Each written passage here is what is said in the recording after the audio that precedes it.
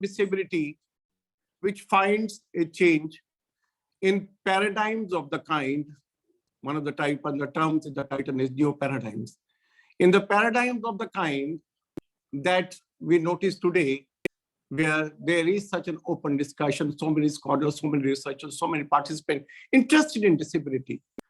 But when this happens, let us not forget the struggles and the roads that such persons have traveled who have faced victimization, discrimination, and ostracization from various quarters, including academic institutions. And therefore, when we talk of new paradigms, let us not try to blur the distinction. That's why I titled my talk, Dimensions of Disability and Disability Studies. Because while in the recent times, there's been quite a bit of academic engagement with disability, two notions appear to prevail in this discourse. One, that disability studies is a very recent phenomenon, which I contend it is not. Two, that disability has been treated as rather marginalized and negative in literature, which I contend is not always the case.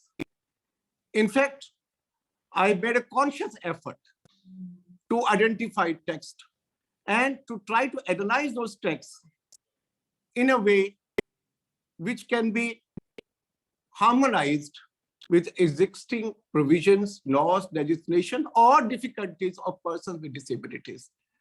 Because to expect a writer, to expect anyone for that matter, to always present an ideal picture of a person with disability, always present a positive picture, a good picture, something that ought to be, is perhaps incorrect. We need to be realistic.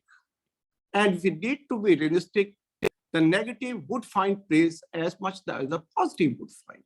Realism, and if the culture and society of the period does treat disability in a certain manner, and if a writer departs from that treatment to make a presentation which is fictional, appears very good, ideal, then perhaps he or she is doing injustice to a realistic representation of disability, which is often seen.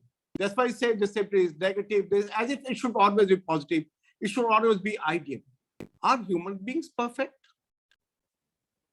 Are we always ideal? If anybody else is not ideal perfect and other characters are presented realistically, I see no reason why objection should be raised if a person with disability or his or her condition or the social cultural attitudes are presented in a way which is actually prevailing.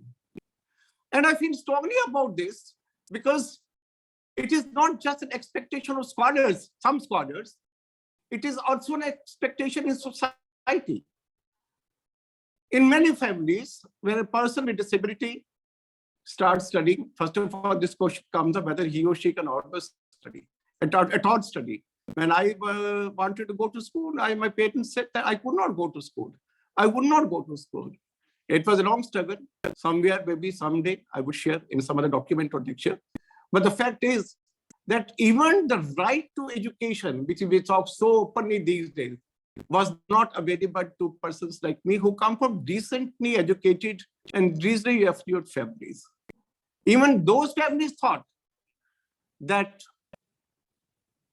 a visually impaired person could not study, could not go to school, need not go to school because the family would provide. And once one started studying, then this expectation came that when a person with disability must perform always good. Why? You have to be first in the class, you have to be better than others.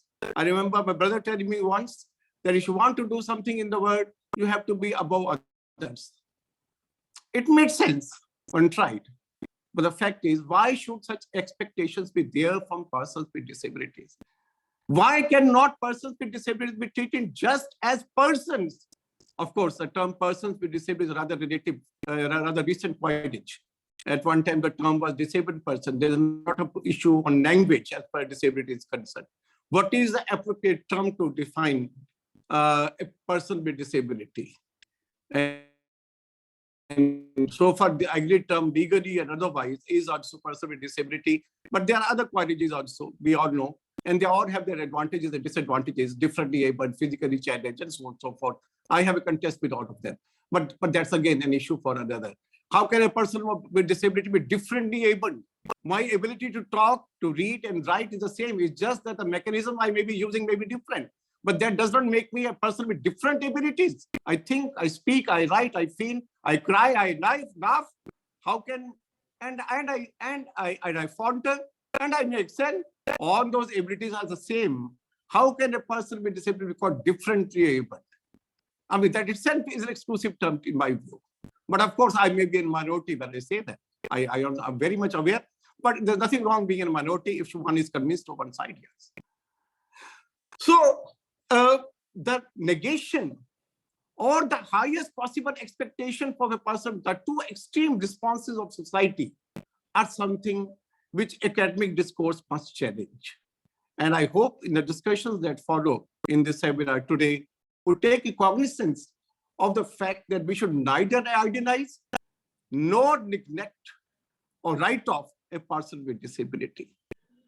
Unfortunately, I cited some of the recent incidents, but this tendency to treat a person with disability has been at the center of our culture across globe. I'm not talking our culture as the Indian culture, across globe right from early days. If we take the instance of Mahabharata, the text has been read from many points of view, but how many of us have really thought of Mahabharata as a strong disability text? The center itself is the issue of disability. If Dhritarashtra, for instance, was not denying his kingship on account of his disability, the question arises, would Mahabharata have occurred the way in which it occurred in the present form? Would we have had the text the way we have in the present form? Perhaps not. And I always wonder, okay, a person with disability could not become the king. Is that thinking any better from the thinking of that college principal who once said, जब मेरे को एक visually impaired को appoint नहीं करना तो interview क्यों करो? Thankfully, today we have roster system. I've been deeply involved with that for 7.5 years.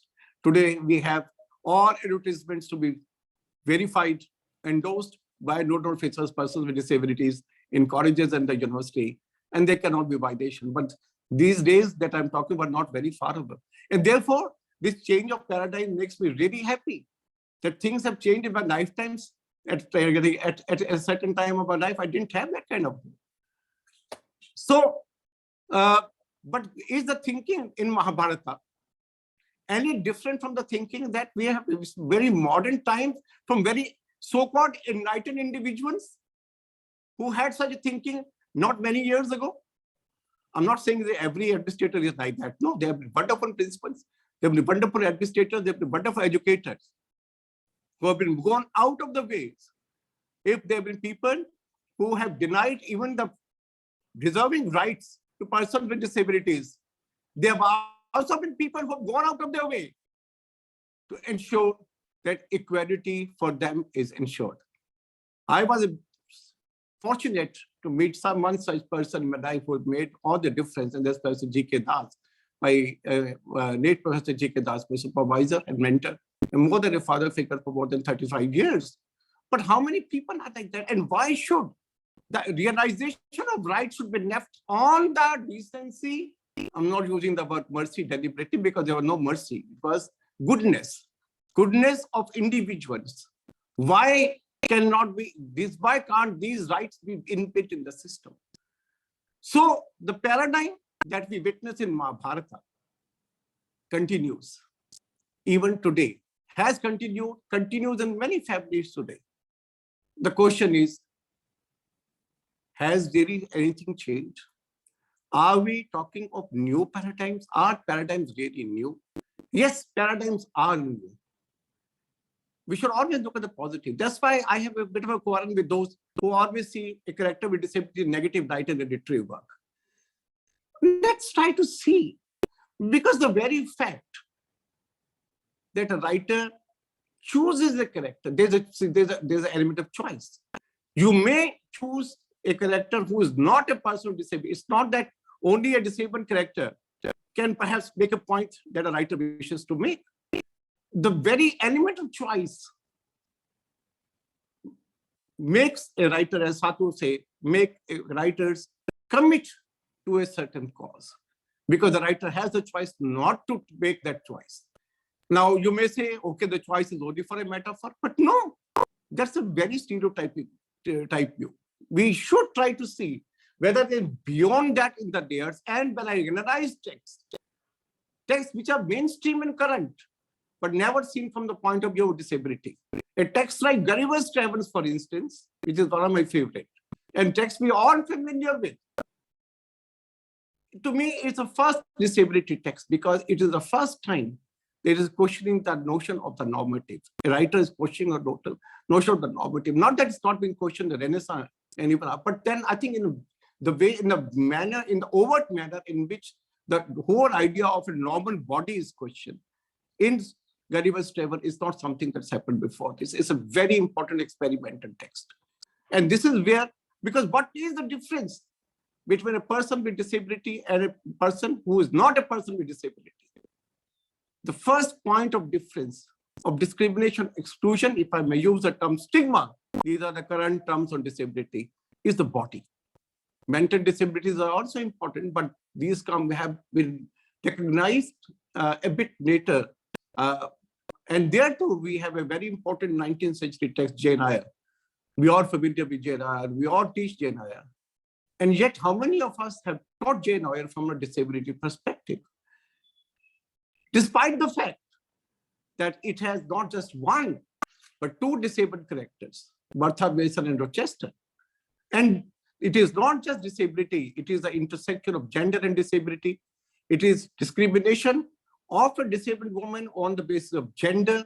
So many dimensions are there. And also the struggle of Bertha to overcome, to express herself, the violent ways in which she expresses herself. It is not just madness. Somebody says there is very little difference between a madman and a genius. On a writer where I think the statement is to an extent correct. Many people whom we treat as genius today were not recognized as such in their own times. So, to me, Bertha's rebellion, Bertha's actions, which we consider as erratic, as mad, as irrational, are a very bold attempt to rebel and to react to the treatment that she's getting, kept in an attic, a white cat. And remember that it's coming from a very sensitive writer. The Bronte sisters in Jadon and Charlotte Bronte is a very sensitive writer. And therefore, we just cannot use Bertha's portrayal in Jane Eyre only as metaphor. It's a very convenient way of dismissing disability on one hand and trying to adopt a very superior aptitude towards disability and writers who engage. I think writers who engage with disability need to be given that credit at least that they have chosen a disabled character. At least it's there on the screen, on the paper, on the forefront. I remember recently in a discussion we were talking about Mahabharata and the rendering of Mahabharata in two television serials. The 1987 serial by 1977-88 serial by B.R. Chopra and the 2013 version of Ekta Kapoor, and the differences that there are. So one point that was made, which I found very striking, was at least the audience did see Dhritarashtra on the small screen, even if in a very stereotyped manner, not in the manner in which he is presented in the 2013 rendering of Mahabharata. If you look at the 2013 rendering of Mahabharata, Dhritarashtra is represented as a very strong character, fighting with 100 elements. In fact, Vyasa comes out. The mother asks, would the princess bear a king? And then he says the princess would bear a child who would fight, a man who would fight with 100 elements, would be so learned and so learned, but due to the fault of his mother, he will go blind. So he is presented as blind, but not the meek and mild Dhritarashtra that we see in the 1987 rendering of Mahabharata, the 2013 rendering of Mahabharata, present Dhritarashtra as a very strong character, someone who can stand for his right, who has the courage to talk strongly to his younger brother, who is shown fighting with 100 elephants. So these are the this change that's come in 25 years in the presentation of Dhritarashtra, and in many other ways, I would say shows also the change that has come in the perception of disability over the years, because serious paradigm shifts have happened between 1980s and 2013 as far as disability, understanding of disability and its, should I say, reception in society is concerned, reception in law is concerned. And one of the recent chapters in Retd, New York, one of the books that's covered by Retd, New York, is to try to connect how various socio-legal changes in disability reception have manifested themselves in literature. And I think it's time that we should try to connect disability studies with disability movements at one level, with social changes and legislation at the other. Reading disability texts purely as academic documents and in terms of theories that have come about regarding disability perhaps may not do the justice that this discipline demands. If certain kind of texts were written in 1970s and 1980s, these were also reflective of, one, the stereotypes in which the society was gripped, and two, the strong efforts of the disability movement in the 1970s and the 1980s to counter those stereotypes and resist the discourse, social discourses that prevailed. That's why I started by saying that I contest the notion that disability studies is a very recent area. I would date back disability studies to 1940. As early as in 1943, Sartre in his essay Being in Nature say, I cannot be crippled without choosing myself to be crippled. That's in 1943. In fact, I want to quote from there. Let me just see if I have it here.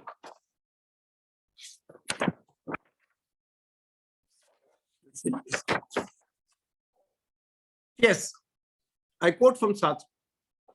Even this disability from which I suffer, I have assumed by the very fact that I live. I surpass it toward my own projects. I make of it the necessary obstacles for my being, and I cannot be crippled without choosing myself as crippled. Already in 1943, Sartre is talking about a point of choice, that it is the disability is a matter of mind, not matter of body.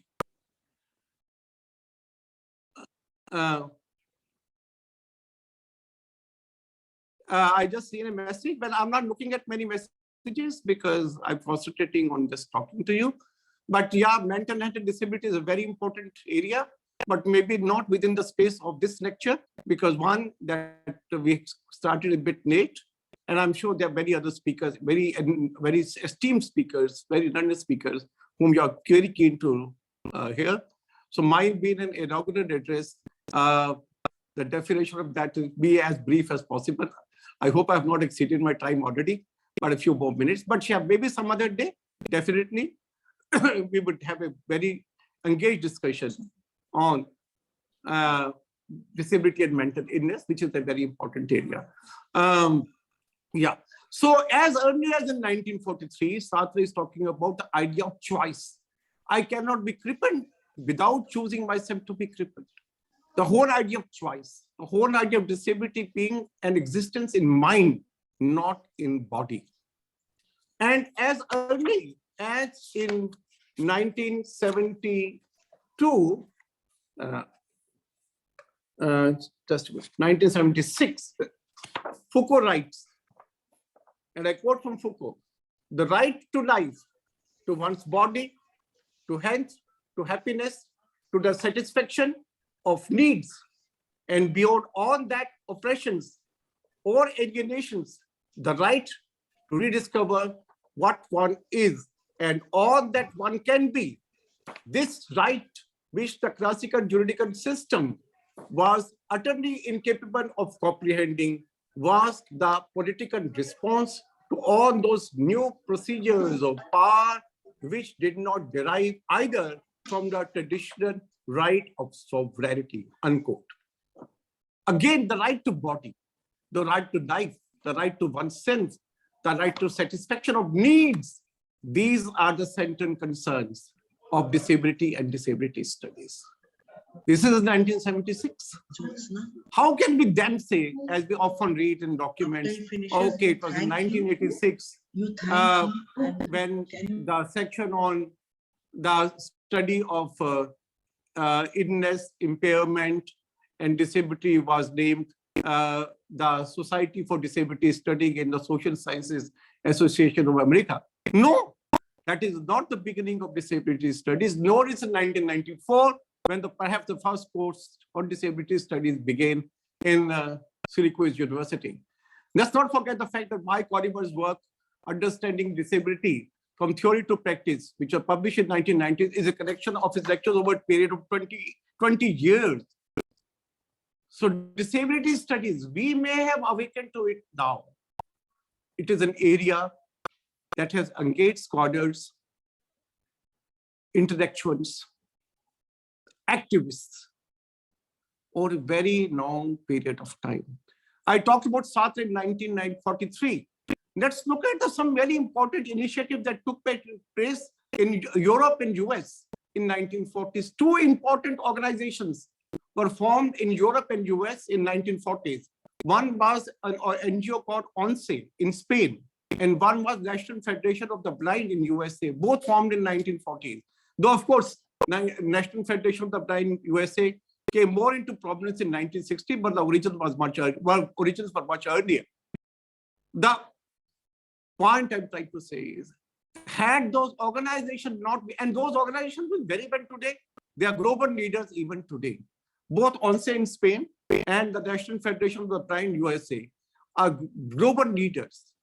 To me, it was that beginning in 1940s. That was the beginning of disability activism, disability discourse. Why do we limit ourselves to disability studies as if a question of academic? It is the discourse that's more important than study, the term study. And I wish someday we change the term from disability to disability discourse, which is a much larger term. Studies perhaps too bookish, too academic, of course. And we often don't take into account the activism that is and ought to be at the core of any disability studies discussion. If we do not look at disability and activism, if we do not look at the roles of those who have suffered, fought, resisted, to bring us to a level when this morning we can talk about disability studies in a very seamless manner, we are not doing justice to disability studies. I talked about 1940s. What about the 1920s after the First World War, when the white cane movement started because there were many war veterans who were disabled and there was a need for independence. The white cane movement started in the early 20s. To me, that was the beginning of disability rights. And disability studies cannot be divorced from disability rights. If there are two texts, more perhaps, but two texts that I want to specifically talk about the post-war. One is The Waste Man and one is Lady Chatterley's Double. Both the texts in 1920s and have a strong disability element, and yet we do not study these texts from disability point of view. The central character in Lady Chatterley's Double is a disabled, is a male. And yet we look at the document only from the feminist point of view, from the woman's point of view, Lady Chatterley's point of view. Why? That has been the general discourse. Why? The question I ask myself is, and we need to ask, who is disabled?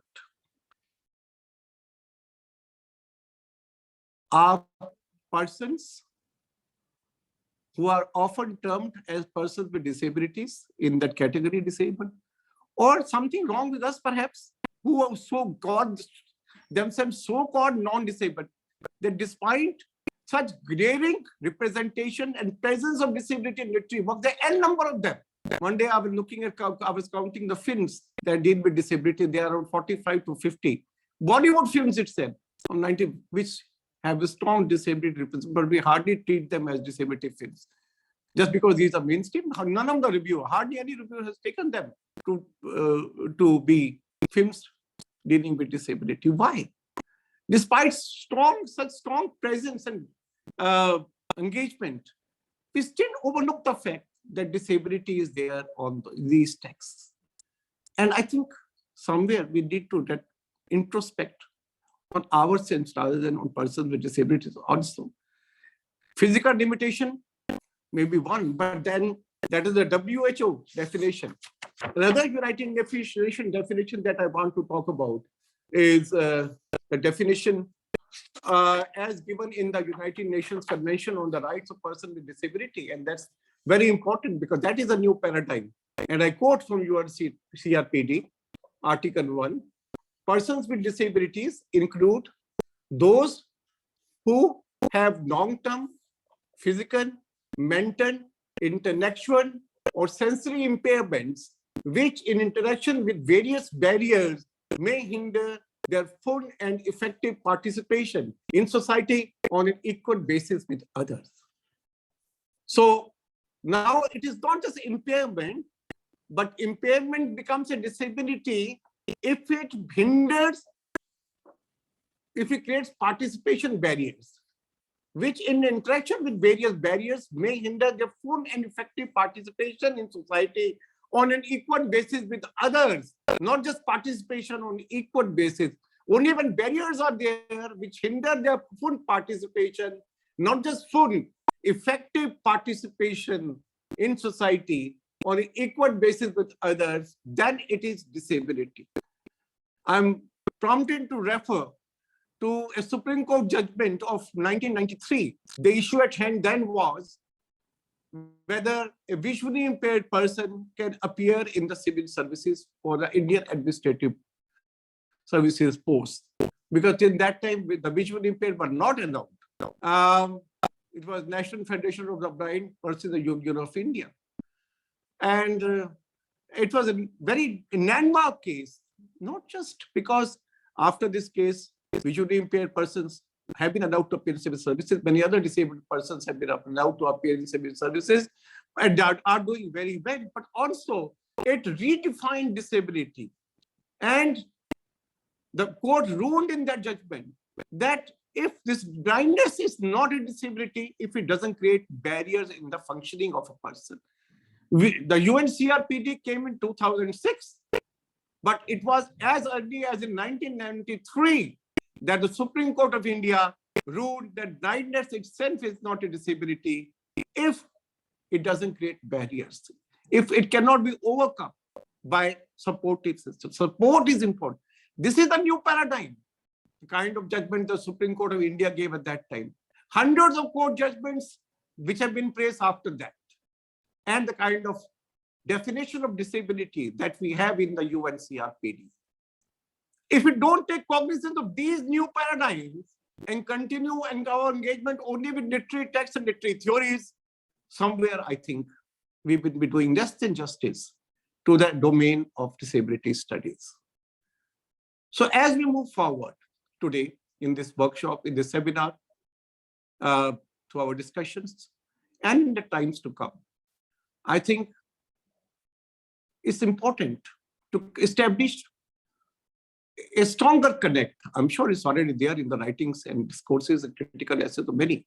But I also see many who are so overwhelmed with the academic part of disability that they forget the activist part, the legal part, the social part.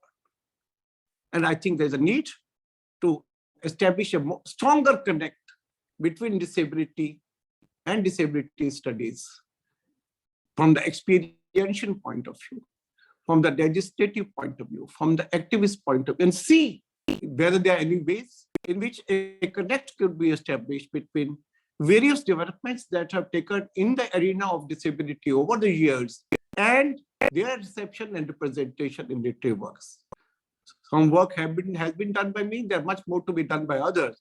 Because I do not believe in the theory that disability is always negative, it's always a metaphor. That could be one dimension, one way of reading, surely not the only way. And let's not get stuck and debunk all literature as being negative and stereotype as far as disability is concerned. I'm sure a more nuanced discussion would follow in the day to come or about this seminar. And more important than anything else, we should look, are we stopping ourselves, as Sat says, only with the text, or is there a call for action?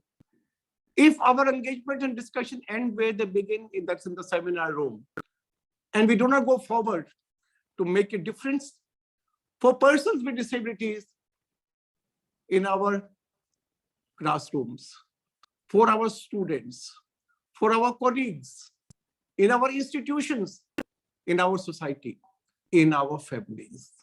Somewhere we have not done justice to the arena of disability studies and the expectation that it has from us. I'm sure this seminar will go a long way in promoting such and other discourses.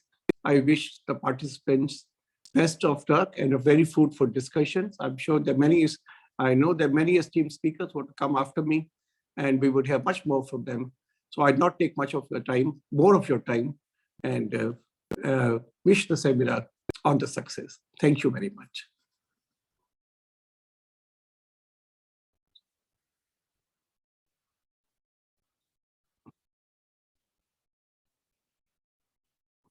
Prerana ji, I'm through. Yeah, thank you, sir. I request our dear colleague Jyotsna to say a few words of appreciation for you. Jyotsna, over to you. Thank you so much, Prerana. I thank our organizing team, our convener, Dr. Prerana, for thinking seminar. Very much Professor Aneja for thought-provoking speech. It's always a pleasure to listen you, sir. This we can see like how you have brought us new ideas regarding the disability discourse. So the very thought of disability calling disability discourse is something which we all should do. So we are all teaching this paper, so it is very much helpful for us to listen you and to take the insights from you.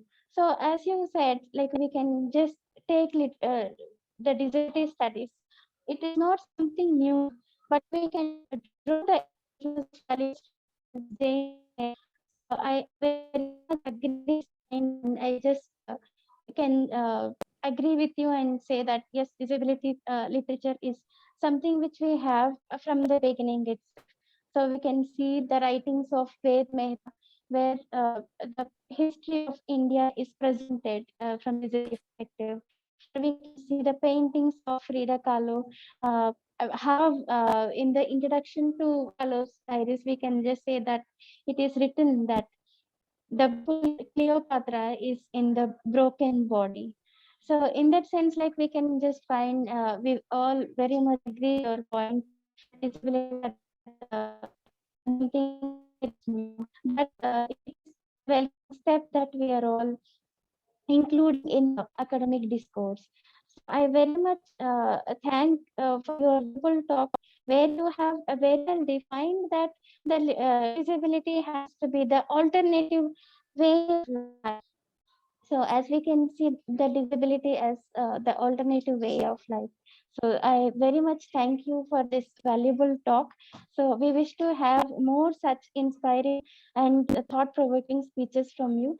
So on behalf of our organizing team, I very much extend our gratitude to you, sir.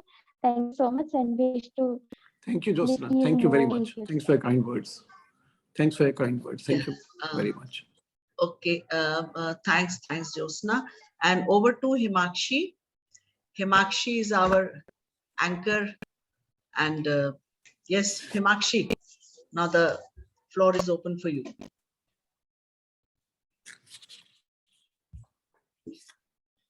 Himakshi, you're there?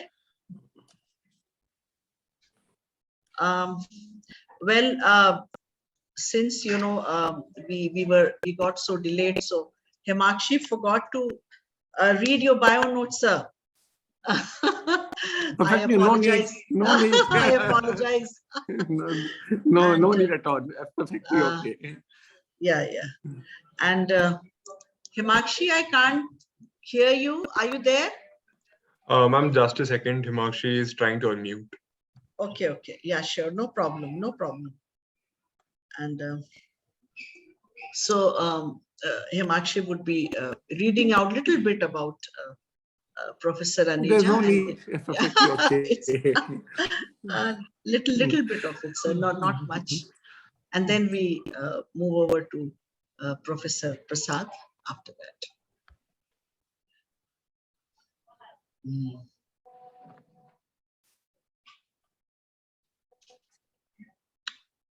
It's taking so much of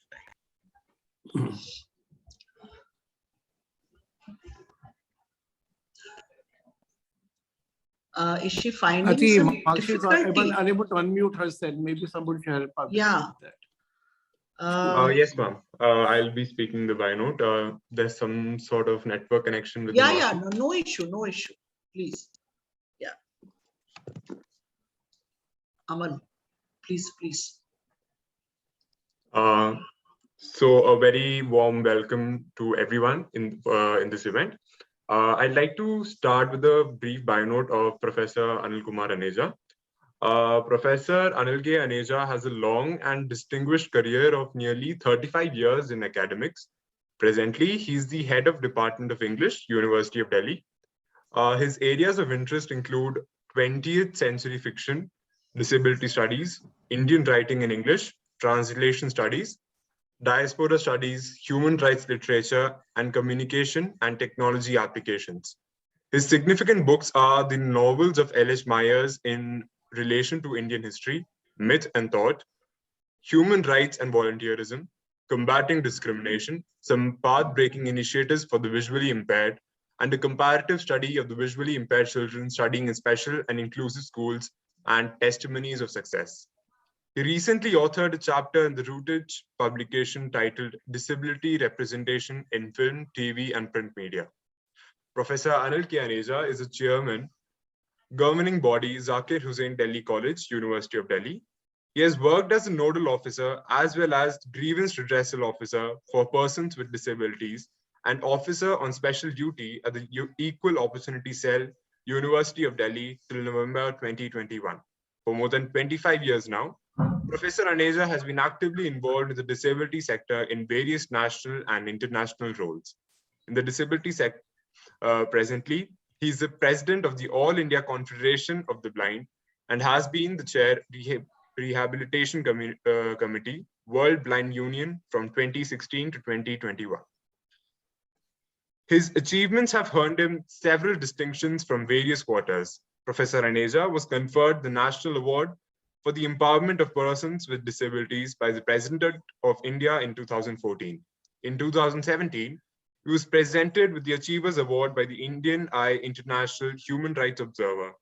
He was also conferred the State Award in the category Best Individual Working in the Field of Social Work by the Government of NCT of Delhi and the prestigious Rastam Mirwanji Alpaiwala Memorial Award 2020 by the National Association for the Blind.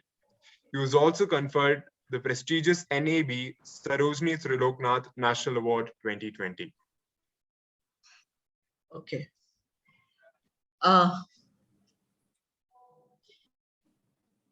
Moving forward, ma'am, do we move forward with the event?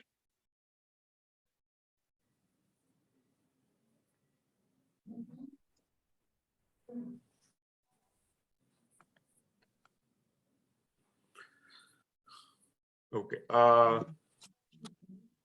Moving forward, I would like to introduce our esteemed keynote speaker for the event, Professor G Jb Prasad.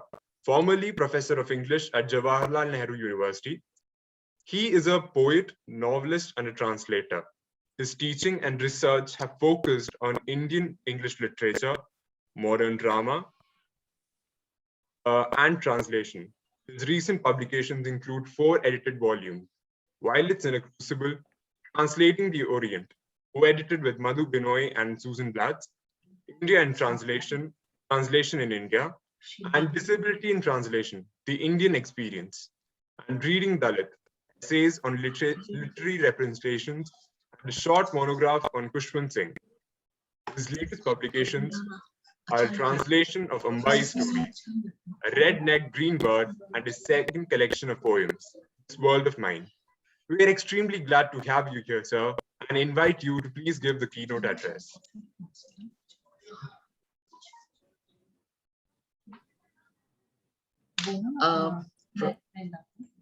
Right. Thank you. And since we are running short of time, I shall not stand on ceremony. Please, no need to say anything further. Let me just begin my talk. And after that rousing and informative talk by Professor Aneja, and with 2 wonderful talks to follow by people I respect, Banibrata and Priyanka, consider the keynote as the interlude. Professor Aneja has, in a sense, delivered a keynote.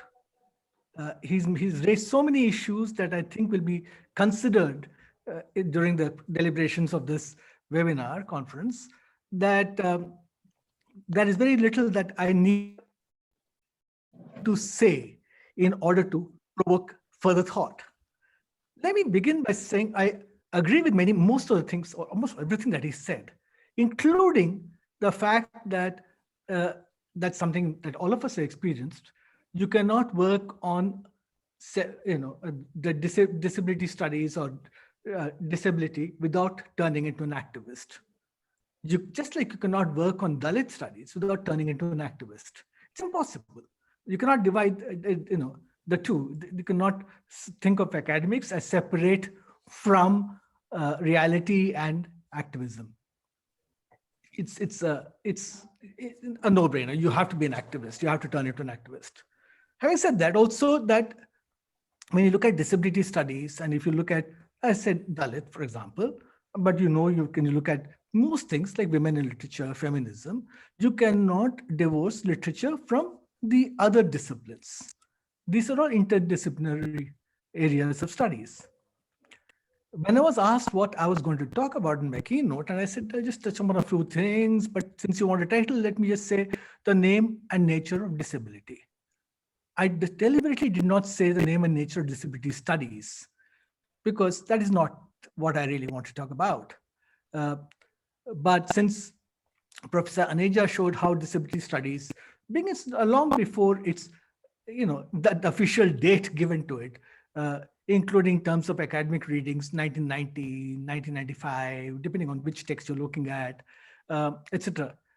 We should remember that what we think of as disability studies as an academic area actually owes a lot to work done earlier in any case, that we don't even think of, people like Alexander Graham Bell when they think of disability and disability area of disability studies, because when we think of disability studies, we think of it as something that is about people with disability and how they are represented. So we don't, so we don't think of it as a disability education, etc., etc. But Graham Bell, as in the 1880s, was working with deaf children and he had a strong position against sign language, because he felt that if you had special schools for deaf children, the deaf will marry the deaf, and his sense of genetics told him that then you'll have a community of deaf children will be born, and they will take over. And it was interesting when Professor Aneja talked about leadership positions and how you hardly ever see persons with disabilities in leadership positions. And the fear, the anxiety that Bell and people like Bell showed at that point of time that the disabled may take over. Persons with disabilities may take over. It's an interesting anxiety. It's an interesting anxiety, and it's at the root of a lot of what I think of as ableist views of the world, because it's not,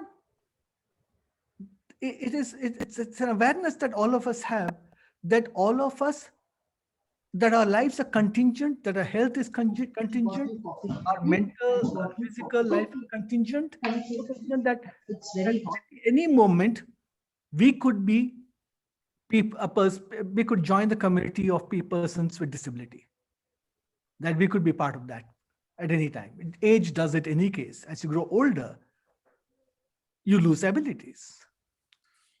Age is often seen as a reason for disability. Illness, as Professor Aneja said, COVID, a pandemic.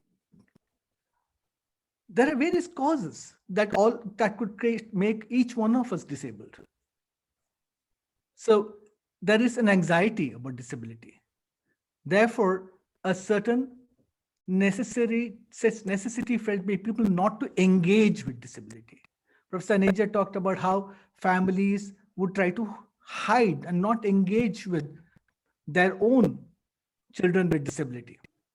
There was lack of access, lack of education, lack of social involvement, in sense of not wanting to take children, the disabled people, into social occasions, to meet other people, to be part of it, to be part of the joys of a family life, a social life. And these are interesting things to think about.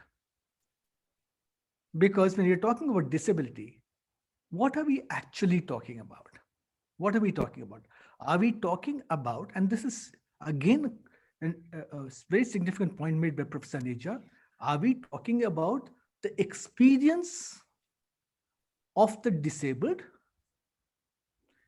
and the obstructions, the barriers, the social attitudes that the disabled face?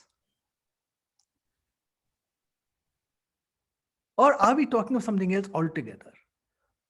Are we talking of not the experientiality, but the medical condition, medicalizing the condition? Do we talk of disability as a permanent medical condition? Why do we do that? Why do we do that? Do we still think in terms of special institutions?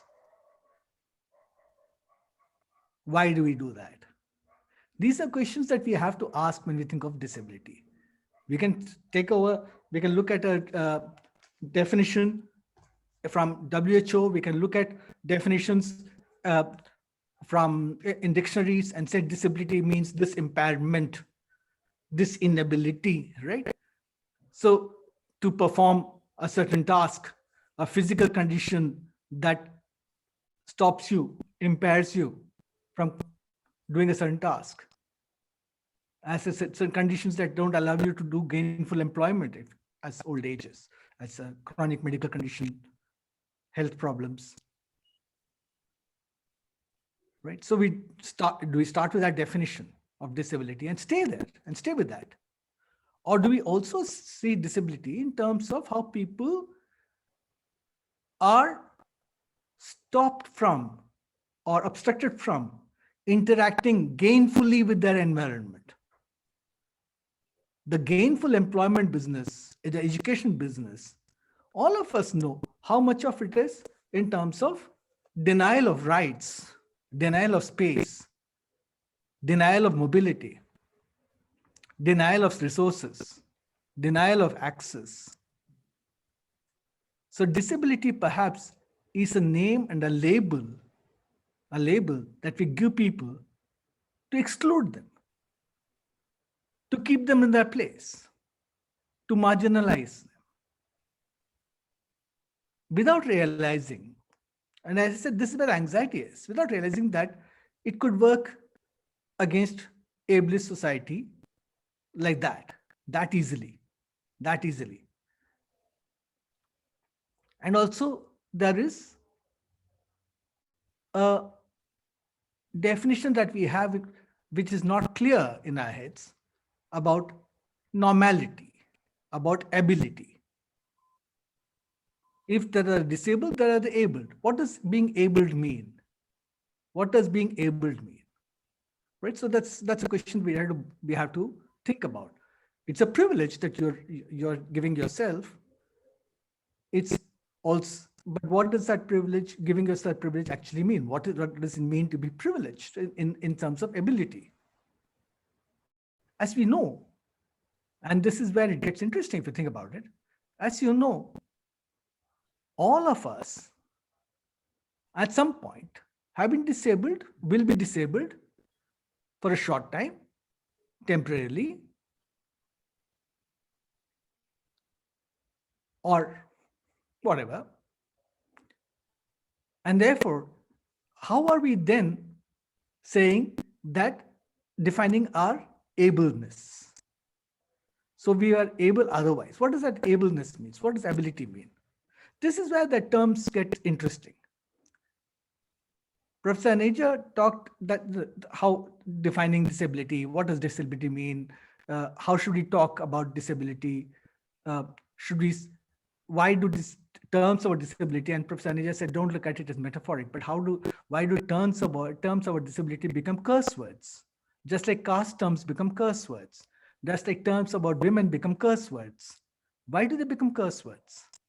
That is an attitude, right? That is being expressed. So if you call somebody, by a term for disability, you're actually, giving a gali of a certain kind, if you were to say in Hindi. But let's talk about, because Dr. Professor Aneja is also interested in translation studies, and I too am interested in translation studies. I'm going to come from language here, because I'm looking at terms anyway, right? And ability or relative lack of ability, what does that mean? When you think of language, and all of us are interested in academics, that's why you're here in this conference, and all of us perhaps are teachers or students, scholars, research scholars, you will know that one of the biggest disability that we all have is a lack of ability to understand various languages, right?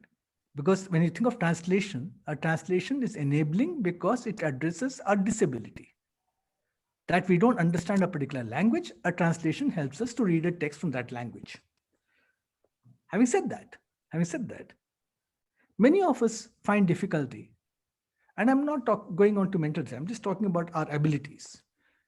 Many of us find that some people are more able to use the language that we are fluent in, and they are better users of language. That there are times that we struggle for words in the language we know well.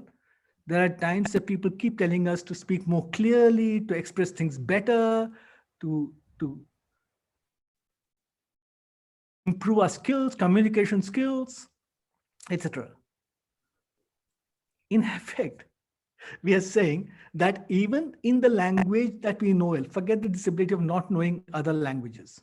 In the languages that we know well, there's a kind of ability. There are people who are very good in a particular language, and there are people who are pretty bad at that language, even though they may be born into the language if you wish. And so pretty bad in what sense? In which area of communication? Why are they deprived of it? Is it lack of education? Is it poverty that brought about that lack of education? Is it on some other disability? Because remember, some other disability, because economic disability is also disability, if you wish. If you want to broaden the terms of disability and look around, you'll hardly find somebody who's not experienced a certain kind of disability. Right? So where does that lead me? It leads me to say, listen, when people talk about disability, one of the ways they like to talk about it, one of the ways we like to talk about it, is to not engage with it fully, right? to see to see in our language itself. And this comes from us. I'm talking about people who work in the area and who think about it and who say that our language itself is not compassionate. Wrong word, but that's a word that they're thinking in terms of, and therefore would like to change the terms. And to change the terms, for example, earlier the census in the UK would simply say deaf, dumb, idiot, imbecile. These were the terms used when they were looking at disabled much earlier. I'm talking about much earlier times. And of course, in the UK, they started talking about disabled people. In the US, they talked about handicapped. India went with disabled at that point of time. And in the 1980s, the US decided disabled was not a very nice way of talking about people. So the term differently abled was introduced. As Professor Aneja pointed out, differently abled is a very odd term, actually speaking. It's a very odd term, but not for the reasons that Professor Aneja gave. It's a very odd term because it describes all of us. If you think about it, all of us are differently abled because we're differently abled from each other. We have different abilities. You and your parents, you and your siblings, you and your friends, all of you are differently abled from each other, right? So if we are all differently abled from each other, then what is this business about differently abled? How is we using it? How should we have used it? And why did we use it? It seemed to be a very politically correct term to talk about disabilities.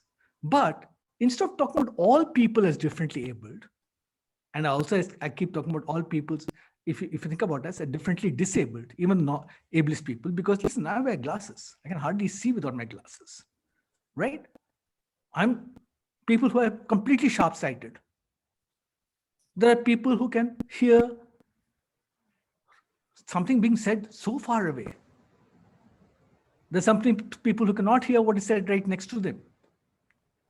There are people whose career depends on the ability to smell. Perfumers, there are people who have such a developed sense of taste that they again are ensure their tongues, they're in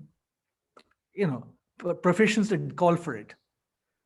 Some of us, as you know, are extremely ticklish. Some of us are very sensitive to touch. Others are not. We're all different and differently abled, and different abled in the sense of, if you look at each client, we're all somewhere in some point of the client. How could we all be abled in the same manner? If we're all abled in the same manner, mentally and physically, let's stay with physical at the moment. If you're all of us have the same ability, then what would we do on a sports field, for example? All of us, it just depends on the day then, whether you're feeling well, if you're not feeling well, are you in the mood for it? Otherwise, each one of us would be the 100 meters Olympic champions, world champions of the world. We could all do the same timings. But we are differently abled. So we cannot. So differently abled is something that we can use to talk about all of us, and differently disabled is also something we can use to talk about almost all of us. Because when you come to mental, for example, some of you hate maths, some of us hate maths, some of us hate history, some of us hate sciences, physics, chemistry. We can't do everything with the same level of ability. We can't. We're all differently abled. But we use differently abled only to talk about the disabled. And differently abled is only used to talk about disabled. Then what is it really doing? It's telling the disabled, get over it, man. Like Professor Aneja said, that you have to show to the world. You have to overcome your disability. You have to be heroic. Why can't you be like anybody else? Why should the disabled be told, highlight your abilities? Personally, I can tell my friend, you sing so well, or you write so well, or you speak so well. I may say things to them. But why should the societal onus be on the disabled to show their abilities, to show their strengths? In effect, you're telling them, hey, don't complain, don't crib, don't demand for your rights and all that. We have the same rights all of us have. It's an equal field. You're differently abled. and we respect your different abilities. So just get over it. Just get over it. It's not, it simply oppresses. That term simply tries to invisibilize the disabilities and oppresses the disabled all over again. Instead of making it the world barrier free, it says pretend there are no barriers. Pretend there are no barriers. So terms are important. Language is important when we talk about disability. We have to look at language all the time. Of course, we must ensure a society where we include everybody at the same at the same level, that all of us are equal citizens with rights, with access. That's the only way we can actually, and then we can, and in that we can talk of the disabled as disabled.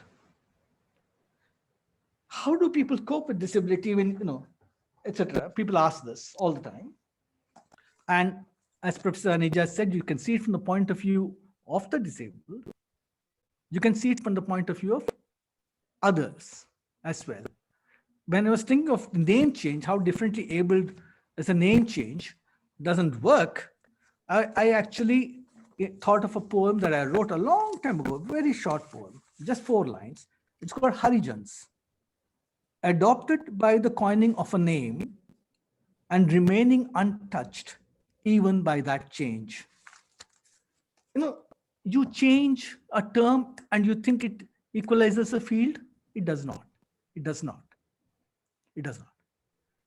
Right. This term business, one last thing about the term. You know that this government tried to introduce the term Divyang. Again, Divyang, what it does is to erase the disability, to magically make it a divine gift, that you have divine abilities. Your divine abilities. That so that you move from, in legislatively, from the 90s, you thought of services to be provided, to the 2000 to 2016, in the mid of the last decade, when you decided that actually in India, we have to think of the rights of people with persons with disability. You introduce a term called Divyang, which then says, what rights? These are divine. There is no disability. Having said that, this is something that I look at as a kind of sleight of hand by the government to move away from a rights discourse. But let's leave that out. How do families cope? From the other side. This is the other side. How do families cope with people with disability? As I said, all of us are disabled, all that general thing is done. But when you have a child, like, for example, I had a nephew with multiple disability. How does the family cope? One of the ways in which families do cope is religious. I'm coming because of Divyang, I'm coming to that. I'm coming to this. Is through religion, through a sense of, religiosity. There's a poem I wrote on my nephew, and I need to read it out to see what I mean. And this is to Ishwar Natarajan. This is my nephew, because of whom there's a school in Chennai, an inclusive school, but for children with all kinds of disabilities, called Vidyasagar, run by my sister-in-law, Poonam Natarajan, who's not run now, set up by her. And this is, sorry, I'm just hunting fast, 58, page 58, where did it go? Right, so this poem, this was towards the end of my talk now, so don't worry, I promised I won't take too much time. Ishwar Natarajan. Appa said the other day that Ishu, you must be a saint reborn to live out your unspent days. Your parents, the blessed ones. A soul so noble, he said, beyond thought and action, inspiring in your parents a selfless dedication to all special children. issue you, Appa said, are a saint reborn. But the doctors only know the brain that can't and the unworldly body that will grow. Now, this is a way of looking at a multiply handicapped young man by that point, when he died. And you're looking at him and you're saying 1-year-old brain in a completely handicapped 20-year-old body. But as I said, he lived 21. So when you look at that, what is the way you cope? For people who are religious, the way of coping with this was simply to say, as I say, that here's a saint reborn because he had this life to live out still, died earlier than he should have. And this way, you have a life where you can commit no sin in thought or deed. That is a way of coping. But that is a personal way of coping in terms of familial way of coping. But that cannot be the societal way of coping. That cannot be the legislative way of coping. So when we're talking about disability, when you give various explanations in terms of religion, when you give medical explanations, and when you do legislative sleight of hand in terms of naming, you are doing injustice as a society. You are actually creating more barriers. You are excluding. Right? And absolutely last thing I want to say about disability studies, if you want, the only thing I want to say about disability studies, as Prof. Aneja, I was very happy to talk that he was talking about how to read text from the disability studies point of view. And he may remember a conversation we had a very long time ago. And when I asked about teaching canonical texts from with the disability studies perspective, people around us looked at me as if I was being fanciful and wrong and stupid. Because why would that even be done? Why should that be done? And I realized that when you're used to syllabi, and you're used to question papers where, and set in a particular way, then the teacher who uses a disability studies perspective or a new perspective in teaching a text may actually be doing disservice in their mind to the students who has to simply write exams. Right. So I'm glad that he was naming so many texts that can be taught and are taught from disability studies perspective. In 2016, Someshwar Sati, and I'm going to end here. Someshwar Sati is a colleague, Professor Someshwar Sati is a colleague, a friend, and somebody who's been inspirational in my life. And Someshwar and we organized a conference on looking at and translating disability stories from different Indian languages. We said we have, as Professor Aneja pointed out, a strong central tradition, Mahabharata, Ramayana, with characters with disabilities. And we said, let's have more of that because we don't have enough of a corpus available to people to look at. So let's do the short story. Let's do short stories, contemporary short stories. And we were told there aren't any. And it was a great workshop because it was a matter of discovery for everybody.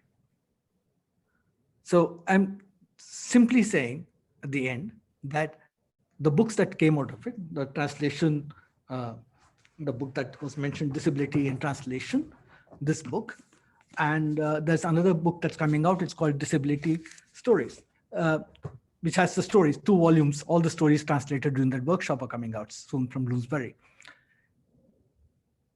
Not a pitch for it, but simply to say, we need to be more aware of disability stories, of disability around us, of our own disabilities, and how we actually are complicit in the barriers we raise to various kinds of people with various kinds of abilities and disabilities. I think I should stop here because I told you I'll keep I told Dr. Prerana Sinha that I will keep my keynote shorter because we need to accommodate 2 other talks which I'm very keen to listen to. Thank you very much. Thank you very much, sir. As usual, you were extremely interesting. It was a very, very illuminating session by you. And again, even I won't take much time. Simply that after having listened to you, two things we can kind of take from your session. One is, how you pointed out at the idea of, from disability, how you wanted to talk about, one is, of course, the inclusion, how inclusion is a way, to get away from that complacency, that the society is going through. And of course, we have, there's been a lot of talk about interdisciplinarity of disability, whether we look at the text and the last thing about your book. Well, I'm thankful to Manjula Sholapurkar. I know you know her. she's the one keeping a tap on the latest books. Yes, we have got that book by you, and it's a wonderful work, Disability in Translation. And I'm sure we all are going to have a look at it. Thank you so much, sir. And it was really wonderful to have you here. Prerana, if I can just say a word, please. Thank you, Professor Prasad, for a very wonderful, mesmerizing talk. Really, thanks for the kind word that you spoke, but really it was an enlightening talk that you gave. And it was a privilege listening to you this morning, my friend. And secondly, I would need to leave Prerana because of administrative constraints. Professor Mahanta and Dr. Tripathi, I wish I could stay on, and I would really miss your talk, but I'm sure the recording would be available. But there's a PhD Viva scheduled just after this, so I need to go enjoy that and share that. So please excuse Professor Mahanta and Priyanka, Dr. Priyanka, for my not being able to be there for your talks. But I'm sure I get to hear that through the recording, which I can get from Prerana. And Yes. Thank you very much for inviting me to share this very wonderful platform this morning. So Yeah, may it I was a Prerana, pleasure to exit now? listen to you, Professor Aneja. And same here. Thank you very much. Yeah, we are having a recording going on, so we'll definitely share it with you, sir. Yeah, so Thank I'll you get the so much, sir. recording, and yeah, I look forward to hearing both the speakers. Yes, sure, sir. Sure, sir. Thank you so much, sir. Thank you, Professor Aneja. Thank you, Professor Prasad. Thank you very much. Yeah. Thank you. Amal. Yes, ma'am. Himakshi is back. Yes, I'm ma'am. glad. Well, Himakshi, she's done major work. Okay, so not having her here is not going to boost my morale anymore. So I'm glad she's back. Yeah, Himakshi, please continue. Yes, ma'am. Thank you, ma'am. So thank you so much, sir, Professor G Jb Prasad, for that very illuminating talk. It was incredibly interesting to listen to your views. With that, I would like to invite our esteemed guest speaker, Dr. Banibrata Mahanta. A word about him. Dr. Banibrata Mahanta is a professor of English at Banaras Hindu University, India. His areas of interest include Indian writing in English, the changing contours of Indian nationalist thought, contemporary literary theory, especially disability theory, and translation. His recent works include the edited volume, English Studies in India, Contemporary and Evolving Paradigms by Springer 2019, and English translation of Hindi novel Lavanya Devi, Orient Black Swan, forthcoming, for which he was awarded the prestigious PenAIM Translation Fund grant in 2021. Some of his recent works in the area of disability studies include the monograph Disability Studies, an Introduction, and essays in the Palgrave Macmillan Handbook of Global Social Problems, edited by R. by KD et al. A volume titled Reclaiming the Disabled Subject Representing Disability in Short Fiction, edited by S. Sati, G Jb Prasad, and R. Bhattachatterjee, as well as in the volume titled Transcultural Humanities in South Asia, Critical Essays on Literature and Culture, edited by W. Anwar and N. Yusuf. Welcome, sir. It is an incredible honor to have you here with us, and we would like you to begin with your address.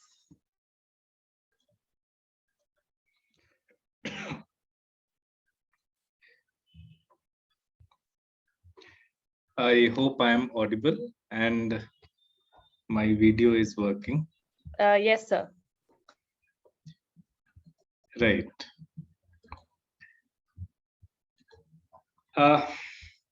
I'd like to begin by thanking ARSD College, the organizers, Prerana, and the student volunteers, for organizing this so beautifully, for inviting me to be part of this seminar on literature and disability, new dimensions.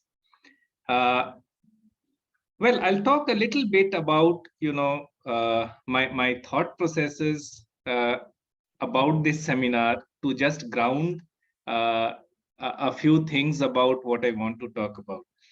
The fact that this seminar is a kind of corpus building exercise that will lead to, taking up the literature and disability paper in the undergraduate syllabus is something that, really motivated me to talk in this seminar because, and I'll tell you why. But before that, let me first say that it's been an absolute delight to have signed in, before just when the program began, because Professor Aneja's detailed and very informative talk, which focused on the trajectory of disability studies and on the corpus of literature on disability and how it should be looked at, was,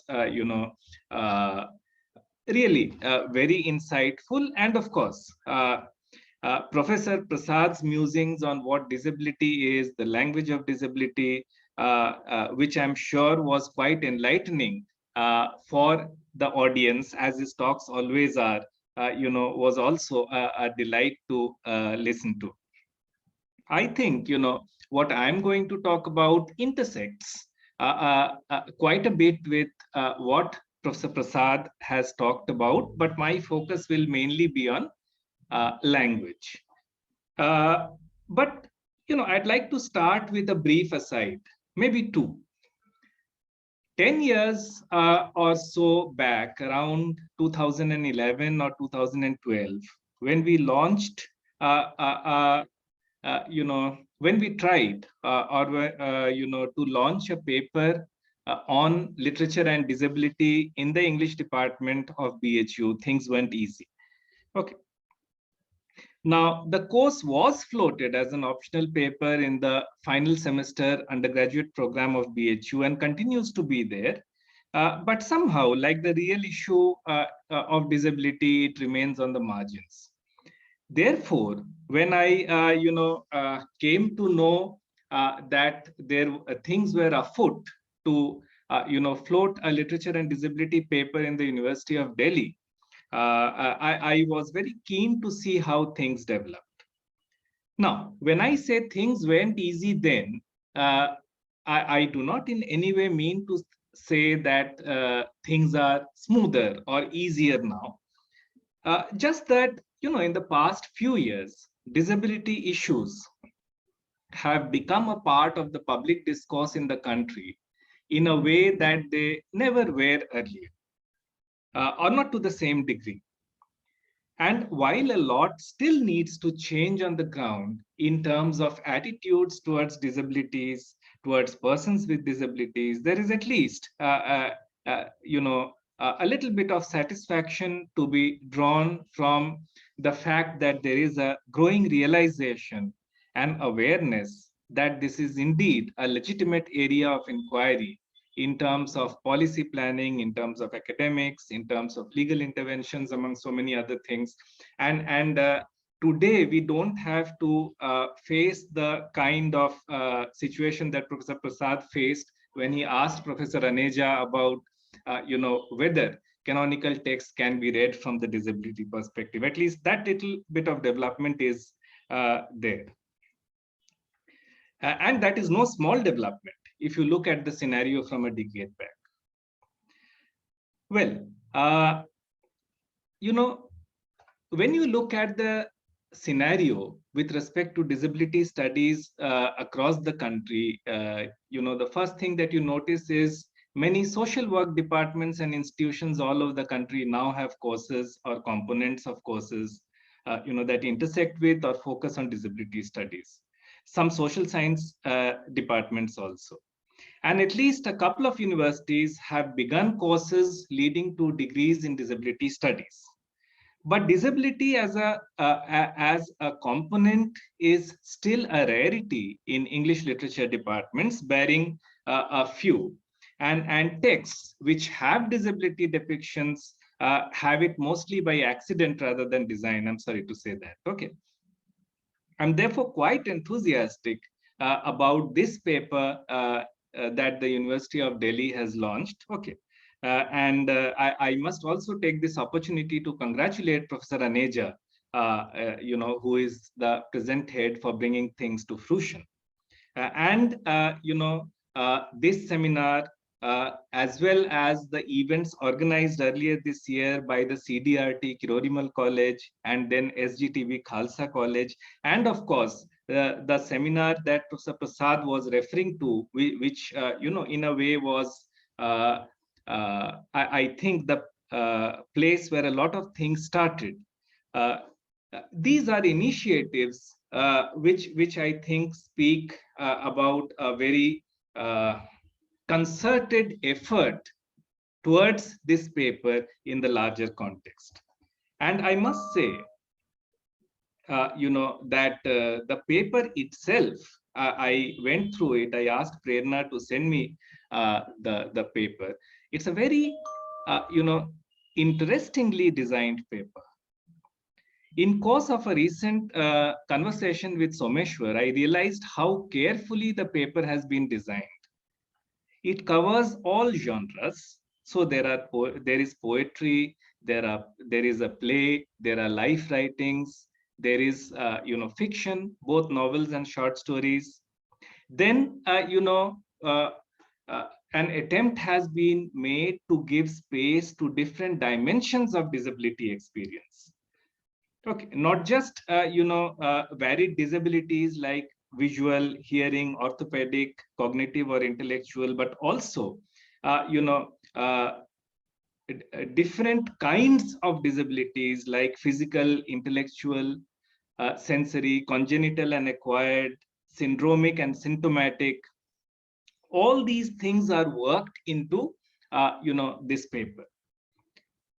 And further, there is diversity of gender, there is diversity of region, there is diversity of religion also to an extent.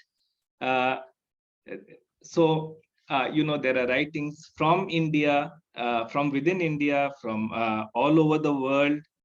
There are male writers and female writers. The only thing I found missing, and that is probably because the intersection between caste and disability hasn't really had a text through which we could approach it, is of course this caste and disability intersection. But it's amazing how much this one paper packs within itself, and the attempt, I'm sure, of making students aware of the ideational matrix of literary and cultural disability studies is going, if the planning is any indication, I think it's a great step forward. Well, why am I going into this long preamble? For one, when Prerana contacted me, one of the things that she mentioned was that this seminar was meant to be a kind of conversation starter to initiate the launching of this paper in the present semester. If I got you, Prerana, am I right? Not exactly those words, but something to that effect. And I think the idea was also to focus on some aspect which would be beneficial in going forward with the paper. Now, given that, from what I understand of the audience, it is primarily a student audience. Yeah. Right. So I think what I decided to speak on, although Professor Prasad has already, touched upon some aspects of it, is probably the right thing to talk about here. What I'm going to talk about is the interrelation between language and disability. Okay. If we are indeed to start a conversation about disability, the first thing we need to be aware of, okay, if we are to start a dialogue about disability, the first thing that we need to be aware of is how to do so. What is the language that we use? What is the language that we should use? What are the things that one needs to keep in mind when talking about disabilities or about persons with disabilities? And this is where I begin. Now, just by way of introduction, we all know and acknowledge today that marginalization in terms of gender, in terms of class, race, and sexuality, not to forget caste and religion, leads to exclusion, to discrimination and violence. Okay. And although all of this, has been acknowledged, documented, and discussed threadbare, and steps have also been taken to address this, marginalization, the turnaround has been painfully slow and torturous, right? Whether it is gender, whether it is race, whether it is sexuality or class or caste, we know that things have been changing very slowly, if at all they have been.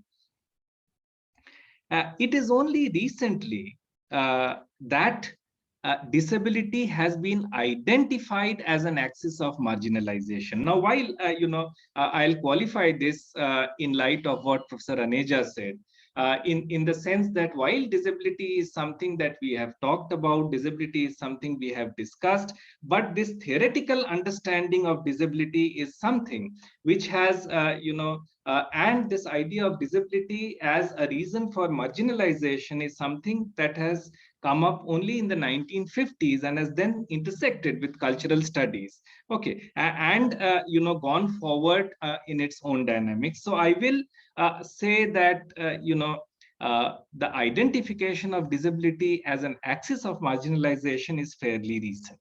Okay.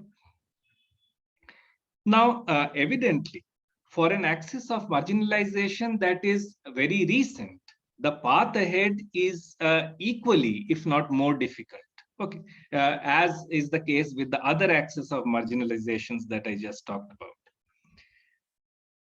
Now, this discrimination on account of disability has led to persons with disabilities being weak, being vulnerable, okay, being excluded, being discriminated against, being neglected. Okay, and all of this has translated into disparity in access to basic needs like education, like employment, lack of representation in the social sphere, and also in the larger context, it has led to a violation of human rights. Now, disability, again, let me qualify here, is not a homogeneous category. As I stated at the beginning, there are a wide range of realities that the term encompasses and that the paper on literature and disability focuses on. Okay. But what is common to all of them, and this is highlighted in the historiography of disability, is that since earliest times, disability has been perceived across cultures as an individual misfortune. Okay. That was, in earliest times, it was thought to be, explained to be rooted in religion. So from pagan Greece, where disabilities in newborns was considered, were considered a signal of displeasure, from the gods, to Christian interpretations of disability as a misfortune or a punishment, visited upon by the individual or as a test of his or her faith. Remember Milton's sonnet. Okay, to the principle of karma in Hinduism and how it links to disability. Okay, and these are just a few examples. this is one of the ways in which disability was looked at. And sympathy, pity, and charity, as well as a sense of superiority in the non-disabled person or the person without disability, was a natural consequence of such religio-cultural understandings. Okay, so the person who is disabled is the person who is suffering because he has done something wrong, or he has been punished by God, or he is being tested by God, whatever. Okay, so therefore the other person, the person who is looking at him, naturally considered himself superior. So there could be sympathy, there could be pity, there could be charity. These were one side, but there was violence also. All of you must have read about witches and how they were burnt at the stake. Okay, and how people were thought to be possessed by the devil, and then they were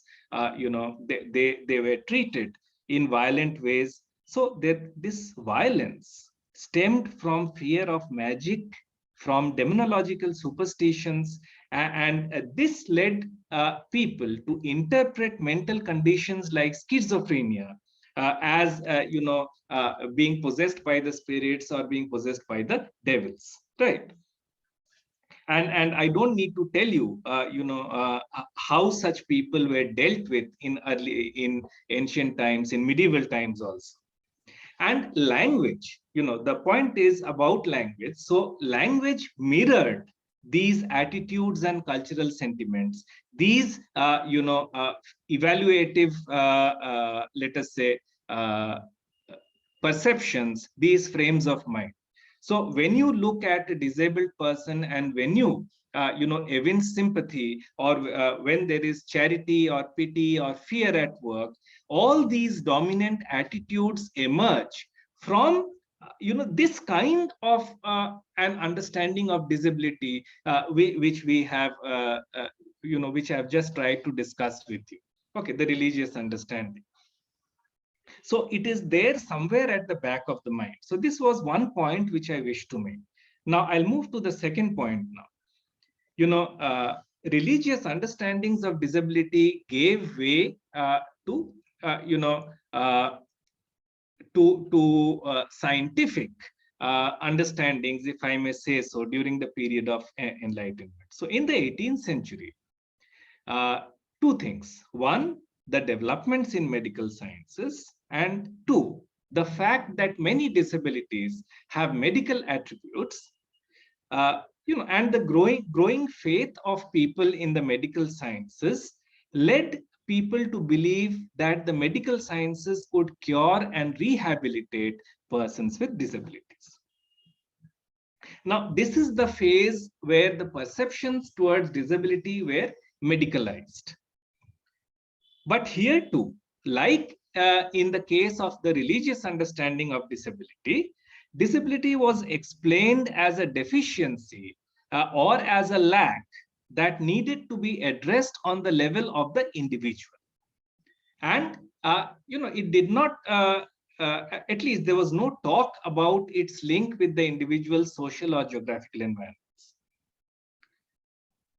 Now, while the role of medicine in managing pain and discomfort or in saving lives is not something I am denying, what I am more concerned with, or what I intend to focus on from the disability perspective, is that the medical sciences taking the center stage also led to the institution of a normal body in terms of an acceptable level of human functioning. If you look at the etymology of the word normal, you will find that the word normal, okay, and the attendant word norm are words that come into play in the mid-19th century, in the 1850s or so. Okay, and there's an excellent paper by Professor Leonard Davis which talks about this, from which I am sharing this information. So So medical sciences, the coming in of medical sciences led to the institution of a normal body. Okay. And medical prognosis, treatment, and all kind of medical and rehabilitative services were made available to persons with disabilities so that they could overcome all their differences from this norm. Okay. And all these developments fed into the word normal and the idea of the norm gaining currency with the onset of the medical sciences. The important thing is that the medical approach also viewed disability as an individual tragedy, and differences from the norm became the basis for all kinds of interventional discourse that was characteristic of talking about disability. Now, I'll just illustrate this. This is a statement that Oliver makes, and this is what I want to illustrate. Now, what are the changes in language that happen when we move from a religious understanding of disability to a medicalized understanding of disability? Now, when you examine, the attitudes or the coordinates of how conversations with persons with disability are framed, or how disability is described, you will see that there are a lot of, what Longmore calls medical labels. So when we talk of disability conditions or persons with those conditions, we talk of them being patients. We talk of them being afflicted by those conditions. We talk of them as cases, as sick with, suffering from, stricken with polio, or any other condition. And, all these words, okay, they stem from a medicalized understanding of disability. And not just these words. If you look at words, like disability itself, which has the prefix dis, or disorder, or you look at other words which describe these conditions. So DYS, the prefix DYS, as in dysfunctional or in dyslexia, okay. The in invalid or in infirm, or the ab in abnormal, the un in unsound, im, non. There are so many other prefixes. All of this convey a lot about how language is used to talk about disability, and all of it, I argue, comes from this deviation from the norm. Okay. So the norm, which comes into play once the medicalized understanding of disability, emerges in the 18th century. So you can see that all these prefixes and the verbs that I just discussed, okay, as well as the nouns, all of this show that there is a normal and there is a deviation from the normal or a departure from the normal that is conveyed through language. So this is the second thing that I wanted to draw your attention to. When, the first thing that I wanted to, discuss with you was how sympathy, pity, charity, or fear comes into play, all of which are very real emotions in persons without disabilities when they are interacting with or when they are looking at persons with disabilities. Okay, I'm sure most of you will agree with this. And then there are, the words that we use. Okay, and these words, which relate to a medicalized understanding of disability, these also frame disability and our approach to it in straitjacketed ways. So,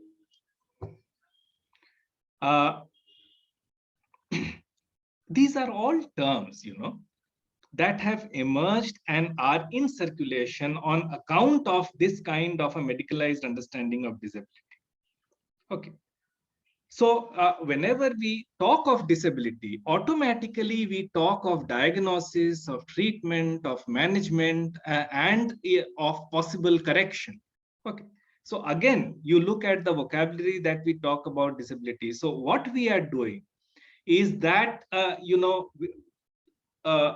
what we should admit, sorry, is that the connotative, implications of such terms are largely negative. They are restrictive. There are, of course, outright negative words, like Professor Prasad pointed out, the way we use certain words in a very negative sense, and I'll talk about that as well briefly. But even these terms, which are apparently, from the sciences, words like diagnosis, treatment, management, correction, when they come together with disability, with disabilities, they assume, a certain kind of inferiority. They assume a certain kind of weakness. They assume a certain kind of, quote unquote, problem in persons with disabilities, right? So again, what I'm suggesting here is that it is not enough to be, looking at literature which deals with disability. What we also need to look at is the terms terms in which these discourses about disability are framed. Now, there's a very interesting paper. I wanted to share this again, particularly with the young people here. It's called A Note on Language and the Social Identity of Disabled People by Paul Longmore. Okay. Now, he gives a few other examples. He says, look, what are the words that we use very often? The words that we use when we are talking about disability are, victim, invalid, unsound, maimed. And then, to come to the point that Professor Prasad had raised, and which I want to elaborate on, there is a very dominant tendency of using adjectives as abstract nouns to identify persons in terms of their disabilities. For example, you see, we talk of the disabled as a category, the deaf, the blind, the mentally retarded, and so on and so forth. Now, what happens is when we use terms in this way, we are stigmatizing, people. We are not looking at them as individuals, but we are looking at them in terms of only those disabilities. Okay. So, we are basically denying them their individuality. There are, of course, more direct phrases which are negative. For example, when we use phrases like, are you, in a sentence like, are you deaf and dumb? Okay. Or, you insult people with particular disability words like spastic, retard, okay, which comes from mentally retarded, which was basically a diagnostic category. Okay. Or words like crazy, okay, which is used for people, who have mental issues. So, what is happening? Or you have phrases like lame duck. Okay, or you use a phrase like lame excuse, or the blind leading the blind, or turning a blind eye to something, turning a deaf ear to something. Okay, now, or a word like invalid, which is both a condition, a physical condition, as well as something which signifies that something is illegitimate, okay, or not acceptable. So all these words that we use, these words have come out of disability situations, and in course of their journey through cultures, we are talking primarily of English at the moment. We will talk a little bit about the Indian scene towards the end, and what happens in their journey through cultures. They have gathered a lot of negative energy, so much so that words like mental retardation, I just pointed out to you, okay, or hypochondria or stammering, have become unusable as diagnostic categories. So recently,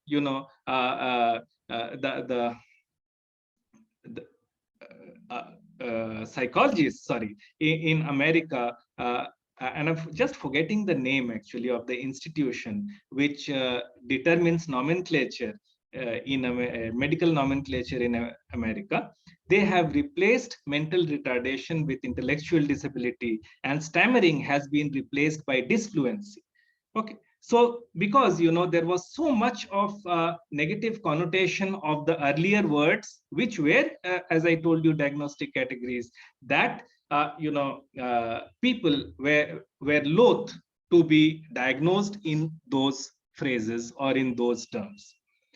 Now, what I'm suggesting here is, it is all very easy to use language metaphorically, a point which Professor Aneja was also raising. But when you look at how it demeans people with disabilities, how it affects their self-esteem, and how,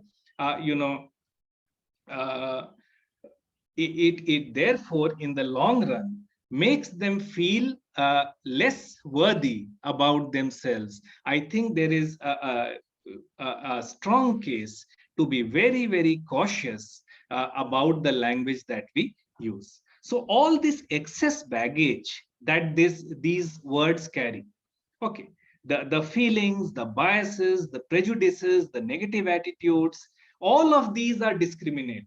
So when we are employing them in our conversations, when we are employing them in our analysis, okay, what is happening is that we are giving space to hierarchies. We are giving space to distancing. We are giving space to differences. Okay, and this kind of usage has three fallouts. It focuses on one characteristic and obscures so many other characteristics, which could be strengths, which could be abilities. Okay, it affects, accept it or not, the way people are thought of, the way people are treated. If that is the language you are using, and that is the language that you are using to think as well, okay, that reflects in how you are behaving with or interacting with persons with disabilities. And most importantly, this kind of language can undermine a person's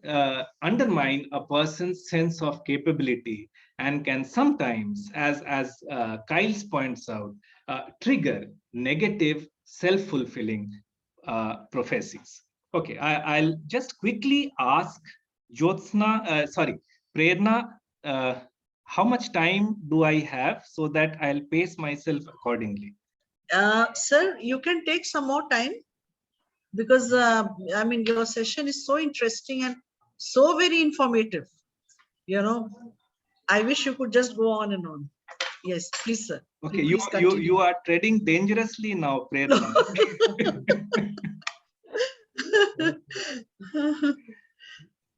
Okay, so another 5 to 10 minutes is okay? Yeah, yes, sir, it's fine. Okay. Now, the third part of the argument, friends, that I wanted to make is that, through our understanding of the religious and medical perspectives to disability, we have, seen what the negatives are. Now to come to the positive. Okay. Now, for the positive, we will take up the social model of disability, which emerged as the dominant model for comprehending disability in the second half of the 20th century. Okay. Now, what this challenged was that it changed the meaning of the word disability and introduced a new word, impairment, in the vocabulary of describing or talking about disability. So what we earlier understood as a disability is now explained as an impairment. Okay. So, the absence of a part of a limb or an entire limb, having a defective limb or organ or mechanism of the body, was earlier understood as a disability. Okay. Now it is called impairment. And what is disability then? Disability, is the disadvantage or restriction of activity caused by a contemporary social organization which takes no or little account of people who have physical impairments and thus excludes them from participation in mainstream social activities. That is the definition that I just quoted verbatim. The definition is from Oliver. What does this mean? It means that if a person cannot see, that is an impairment. Okay. Or if a person cannot hear, that is an impairment. But if we have a presentation in the lecture mode with no sign language facility or with no subtitles, okay, then that is disabling the impaired person. So disability is a social, let us say, phenomenon which people with impairment suffer over and above their impairment. Right. So, that you cannot walk is an impairment, but that you cannot get into a building because there is no ramp is a disability, is a disablement of your capacity. So if there was a ramp, you could get it. If there was a sign language interpreter, you could understand what was being said in the talk. Okay. Or, if there was even if there wasn't a sign language interpreter, if there is subtitling available, a person who cannot hear can still understand what is going on. But if that is not there, okay, and Prerana, I'll briefly draw attention to this just in the right spirit, because there is no subtitling here. Any person who cannot hear cannot participate. We have not made the provisions for letting him or her participate in the seminar. So that is disability. The problem is, the impairment. And even then, I should not be talking of it as a problem. The condition is that the person cannot hear. The environment disables the person by not providing subtitles or sign languages. So that is how, in the social model, persons with disabilities have tried to take control over the definitional and interpretive processes which define them. So rather than, this is the proactive step forward that has been taken in the disability by persons with disabilities. Instead of letting language determine who they are, instead of letting the biases and prejudices in language, demean them, people, have taken control of language, have taken control of the the definitions and the interpretations that language offers, and they have turned the idea of disability on its head in order to communicate that, look here, disability is not that we cannot do something or do not have an organ or a limb. Disability is that society is constructed in a majoritarian consensus and constructed in a way that otherizes persons with disabilities. If every building had stairs, had ramps, had lifts, nobody would be denied entry, right? If every classroom has provisions for subtitling or sign language interpretation, nobody will say that he or she did not understand something. Okay, so this way. So this can go on. So I think there was a lot more to say, but what I also wanted to briefly touch upon is how this kind of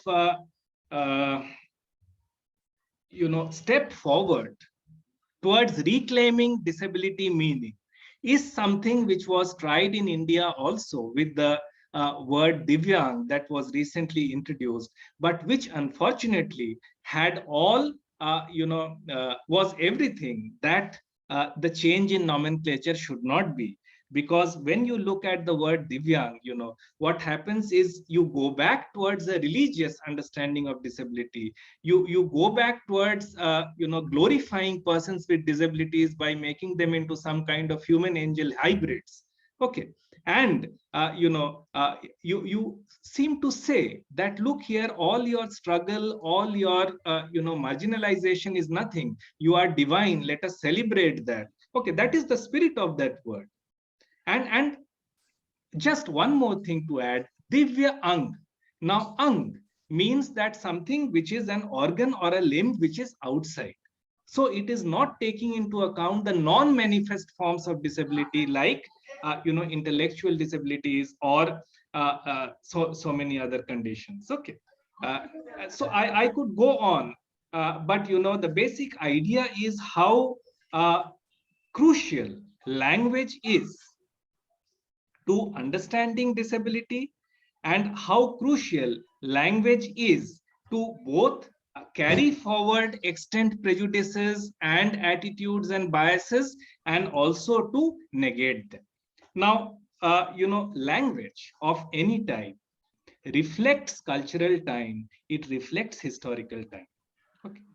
In the developed countries of North America and Europe, questions of terminology, questions of nomenclature have been central to how disability issues have been taken forward and are important ways in which discrimination, rejection, and segregation of persons with disabilities are challenged. In India too, let us hope that except for this one step which did not go the way it should have, a similar trajectory is put in place. Thank you. I think I'll end here, Prerana.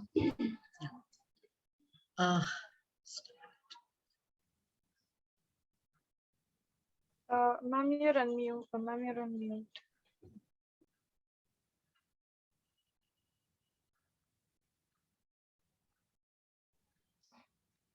Thank you, sir. Okay, thank you, sir. Very, very interesting and very, very informative address you did just now. And I would say, I'm reminded of the very first question you had asked me when I'd mailed you, when I was inviting you here. And your first question was, is disability studies an optional paper or a compulsory paper? So Yes. your address actually took me back to those times, and then of course I had also shared the syllabus. Yes, of course, by incorporating this paper here, I think we are trying to look at a very positive prospect in actually sensitizing this particular subject for students at the undergrad level. And it's indeed a very, very welcome step by our university, our syllabus makers. Your talk pertaining to mainly the use of language, I must say it was very, very interesting, and it actually made me think, how innovative you have been in talking about, the terminology, and all these, and in fact, when you were talking about, this prefix of dy, dis and dy. In fact, yesterday when I was looking at the titles for the paper presentation, and I was thinking how many D's we have, in all these titles. There have been our colleagues, who have addressed the issue with dilemma, death, delirium, desire. Yeah. Okay, a little bit of addition to your own vocabulary that you came up with. But most illuminating was when you talked about this adjective as abstract noun, the disabled. I mean, I think we seldom think about this kind of derogatory way in which the disabled people have been categorized. And yes, in fact, one thing that Professor Prasad had also pointed out about, and he had ended up with the idea, the concept of politics of Divyang. Okay, and before that, when he pointed out to the positive way in which disability and the differently abled, should be seen. I think these are two takeaways, I think, from your session and Professor Prasad, the positive prospects that you took us to. So thank you so much, sir. And now the floor is open for questions. Dear colleagues, students, they can ask questions. They could not, earlier, because the keynote address, generally the question answer session is not allowed. So I'm sure there must be many observations, questions. Sparsh film, I remember. Nasruddin Shah, I think, though I must have watched it some 15 years back, but I think that was a very positive take on the marginalized, the disabled people. Though not, yes, sir. Would you like to say something about that? Yes, actually, I'll also take this opportunity to request you to, when in future there are seminars on disability at least, and every other kind of seminar, I think Yes. one of the things that need to be done is to have accessible platforms for, persons with disabilities. Okay, it does not take, it takes just a computer command to have subtitles. Okay. And I think if sign language interpretation is available, it is wonderful. If not, at least the subtitling, although it is not always accurate. Okay, but it can at least be a stopgap measure. And this is what I say to every institution where I go to talk about disability studies. I see that quite a few people have incorporated it, and I'm glad that you have used Zoom, because people who do not have the use of their fingers, there are shortcut commands on Zoom which can be done without using too many fingers as well. So accessibility to all these academic discussions, I think, especially during the pandemic where everything is online, I think we need to be aware of that part also. And yes, I quite agree with Professor Prasad, and your observation that the naming Divyang is a kind of, let us say, is to be seen, not just in terms of reclaiming disability identity, but also in terms of the larger project of renaming that is going on, for the past few years. So when seen in that light, I think we get a few more insights about why this is happening. But then, talking from the disability perspective, I don't want to get into anything else. I hope, that the intention carries forward in for the renaming, because India is a signatory to the UN CRPD, and there are certain norms that they should follow when they are using change of nomenclature, one of which includes talking to all the stakeholders, persons with disabilities, activists, people who are associated with the DRM. And I think, if this is followed, then future attempts at reclaiming or renaming could be steps in right direction and better thought out than the present one. That is all that I have to say. If there are any questions, I'm willing to take it. Yeah. Yes. If there are questions, you can ask. I think our senior colleague Manjula has something to ask. Yes, please.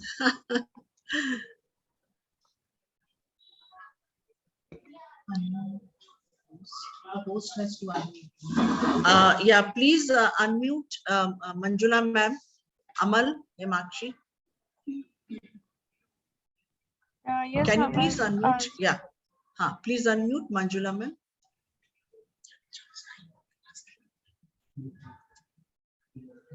It's still not happened. Ma'am, are you able to unmute now? Let me just check. I think so. Yes, ma'am, you're audible. Yeah. Thank you so much, Professor Mahanta, for a wonderful session for most of us who are new to disability studies. The historic perspective that you have given is, it really brings us, a sense of both the social matrix as well as the deconstruction of language, if we, which you really worked for us, all of us, sitting here in the college department room, our Prerana's colleague and others, we exchanged expression, looks, when you, took out some of the idiomatic phrases, for example, Right. the blind leading the blind, a lame duck and turning a deaf ear. I mean, I, for one, am really, I think, and my question is also very trivial and yet significant. You think that this is the first question. Do these phrases come now under, should they be under the scrutiny of being politically incorrect? That is my first question. Second is a little different. When you were on the, as you had very, excessively made your talk, you divided into 3 parts, and you were on the medical intervention that came, I think you mentioned, towards the end of the 18th century or the 19th, and where the idea of pathology, that comes, moving away from, the kind of religious or a kind of a fatalistic religious interpretation, we move to the idea of pathology. I find that medical terminology immensely sensitive today, but how do we, the idea of pathology and then that leading to correction is so fundamental to medical interventions. Can you bring any change there? So these are my 2, one from a very common domain of language use in idiomatic, and other the medical, right? Thank you so much. Thank you, Dr. Sholapurkar, for very pertinent observations and your 2 questions. I think that gives me an occasion to speak a little bit further on the topic. One, yes, just as we have flagged gender insensitive language, we have flagged language for racism, we have talked about how language should not perpetrate caste hierarchies. In the same way, I think we need to talk about language which is disability sensitive and eliminate those words, those phrases, like we have done with respect to gender or caste or race. Absolutely no doubts about it. That was precisely my intention in highlighting those words and phrases. And let me also tell you that these are not thoughts, my own thoughts. These are thoughts which are in circulation for quite a long time. People like Longmore, people like Kyles, all critics, then there is Julie Sanders and a lot of other people, Simi Linton, who have all talked about this. And I think it's time, to approach this from the point of view of sensitivity. Absolutely no 2 questions there. Now, when I was talking about, medical terminology, what I wanted to say, I see your point. There cannot be, an overhaul of medical terminology as such. But, when we use these terms in conjunction with disability conditions to suggest, lack, deficiency, weakness, or let us say inferiority, those are the issues I think we can, those are controllables. So we can moderate, we can, talk in ways that don't overtly, bring out the fact that that our understanding of disability is medicalized. Okay, that we cannot see disability from any other perspective apart from this lack, loss, deficiency perspective that social sciences and medical sciences have put in place throughout the 19th and early 20th centuries. So that part I think we can consciously resist. That part we can consciously, we can sensitize people, and we can sensitize ourselves. Not just people, we can sensitize ourselves to talk about those things in direct ways. The other thing, just a quick word, last word, because this is something I did not discuss in the talk and which I wanted to. The other thing that we do is that in our attempt to be sensitive or correct, we sometimes avoid using the word disability. And so there is a lot of terminology like specially able, differently abled, people with exceptionalities, people with differential abilities, and absolute nonsensical terminology, if I may put it that way. Now, this is doing is, this is not sensitive usage. This is avoiding the disability word, using disability negatively and avoiding disability. Both of this, they do the same thing. Okay, they hurt the self-esteem of persons with disabilities. So I think the definitional shift that we have talked about, impairment is something that persons with disabilities have chosen for themselves. Let us go with it. Let us talk about impairment, and let us not bring our own perceptions about divinely abled or differently abled or whatever other thing that we think of specially abled as substitutes for disability. Okay, let there be impairment. Impairment is an acceptance of the condition, and let this idea about disability be transferred to social and cultural constructs. I think that kind of adds up to your second query also. Absolutely. Thank you so much. Very comprehensive answer. Thank you so much. Thank you. Pleasure. Yes, yeah, Hema. Yes, ma'am. We have a question in the chat box. This is from Miss Aparna Malik. So she asked that I wanted to ask if the disability terminology in India has evolved in keeping with disability discourse. Well, if I were to speak my mind, no and no, a big no. Okay, because at least the recent decision, most of the terminology that we have we are using is a terminology that has been adopted from what is current in the West. The only attempt that has been made to directly talk about disability in terms of Divyang is I think I've already made it amply clear. It reinforces the religious understanding of disability.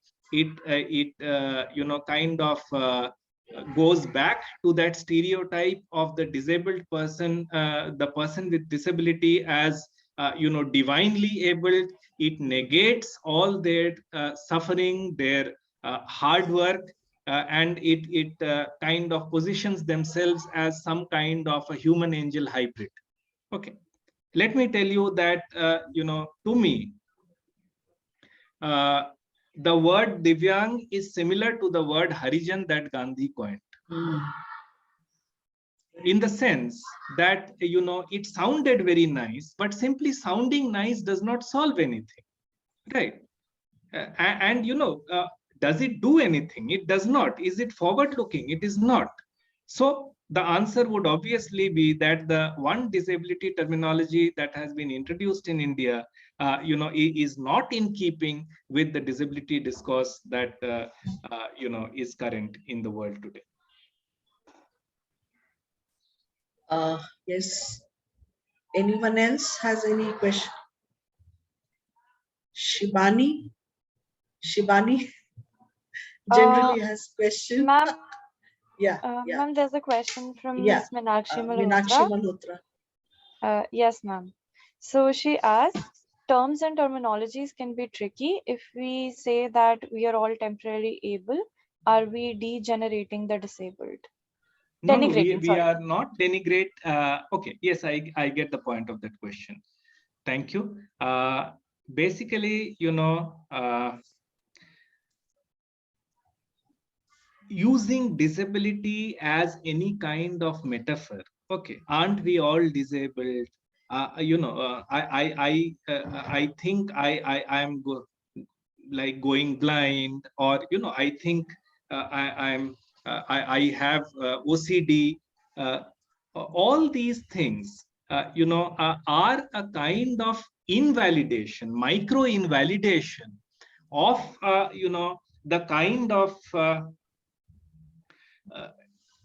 discourse that disability sets out to challenge. If you want to know where to use the term disability and where not to, okay, I think a good point of reference would be to see how WHO defines the term, what it considers disability, how it distinguishes it from illness, okay, or from disease.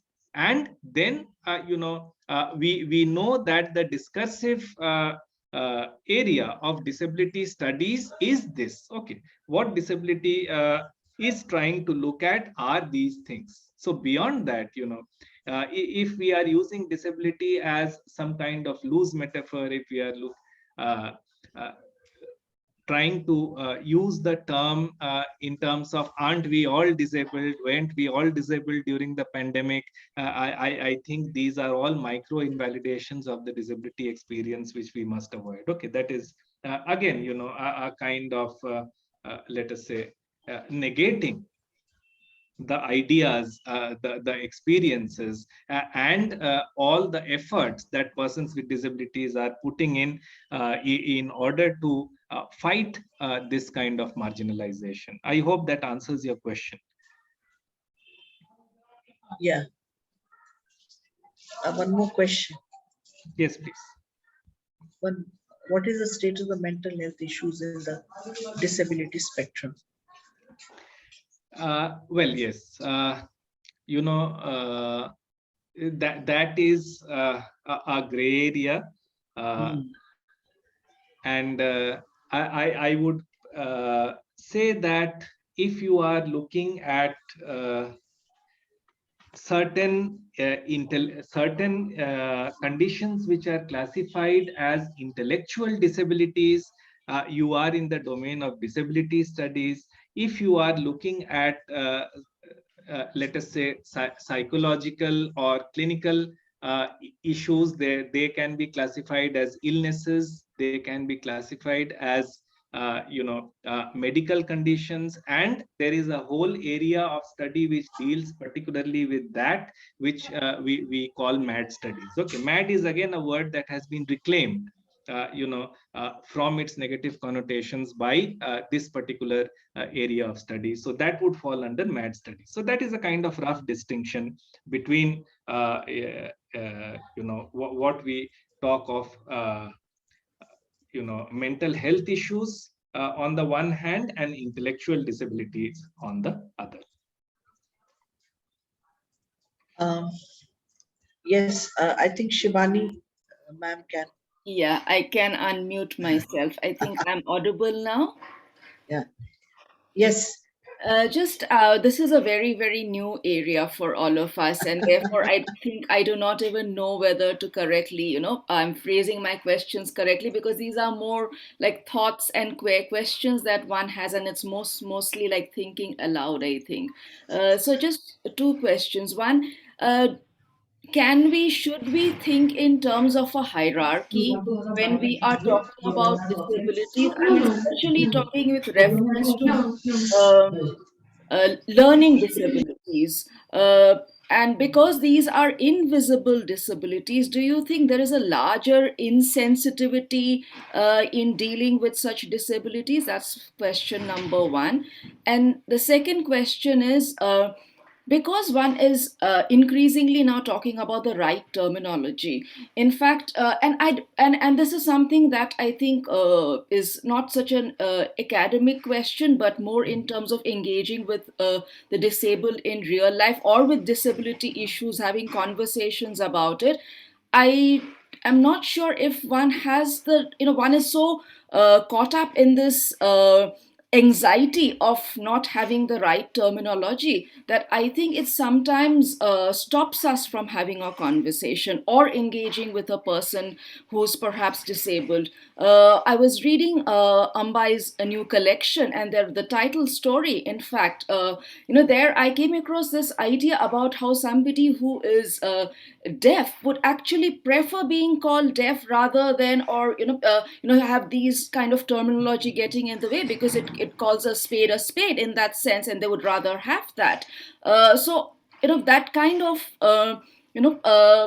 anxiety, do you think it in some way it could even act as a roadblock to a larger engagement with disability and disability studies, and even more importantly with people who are disabled, perhaps? Right. I got your second question. I just missed your first question because I didn't note it down. I'm so sorry. Could you just briefly hint and I'll remember? No, the first question was in terms of, those with learning disability. Right. I got it. Thank If you. there's a Thank you. hierarchy, there's a Yeah. larger insensitivity towards them in some. Absolutely. Let me answer your first question first. Let me tell you that you are absolutely right in pointing out that there is a hierarchy, not exactly a hierarchy, but there is a larger acknowledgement of visible disabilities as compared to invisible ones, simply because of the fact that they can be seen. Okay, and it is there in front of you. Learning disabilities are things that are issues that are not acknowledged, and even if they are acknowledged, because of the lack of sensitivity, they are dealt with in children. And I am speaking from personal experience here, in terms of lack of attentivity, in terms of carelessness, in terms of being sloppy or untidy, and there isn't just enough sensitivity to acknowledge and accommodate unseen disabilities in our society. In fact, there isn't sufficient accommodation of seen disabilities also, what to say of unseen disabilities. That is how I would put it, right? The second thing is, let me answer it in a simple question. In a simple statement, if the intention is right, I think that is half the problem solved. Okay. I think if the intention is there, a way can always be found. Okay. And yes, sometimes these questions about what is appropriate or what is inappropriate does bother us, but I think it is not something which cannot be picked up after a little bit of effort.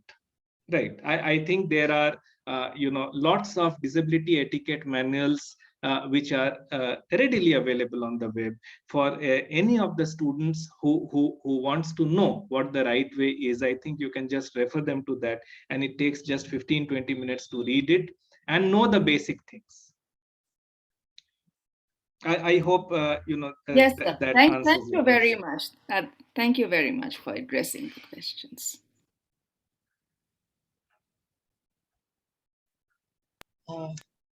Yeah, I think, yes. Anybody else has any question? I don't. Santoshi, would you like to ask anything? Yes, Santoshi, I Santoshi, saw yeah, your she comment. was. Thank you. Yeah. Santoshi, actually, she was the source for taking Right. me to you.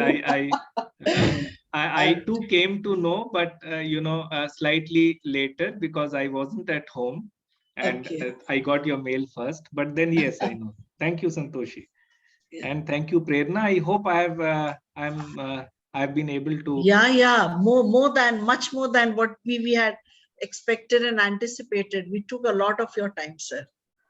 And it was wonderful having you here. Okay. Thank you. Then do I have yeah. permission? Okay. Yeah. Okay. If that Thank suits you, you. because it's Yeah. already a bit later than I had anticipated. Okay. Yes. Thank you so much, sir. Thank you. Thank you. Okay. Himakshi. Yes, ma'am. Yeah. Kindly invite Jyotsna ma'am for her session on yes, on ma'am. yeah on poetry, and do introduce properly. Yes, ma'am. Yes, ma'am. So as Prerana ma'am has already said, I would like to introduce our faculty member and our teacher as well, Ms. Jyotsna.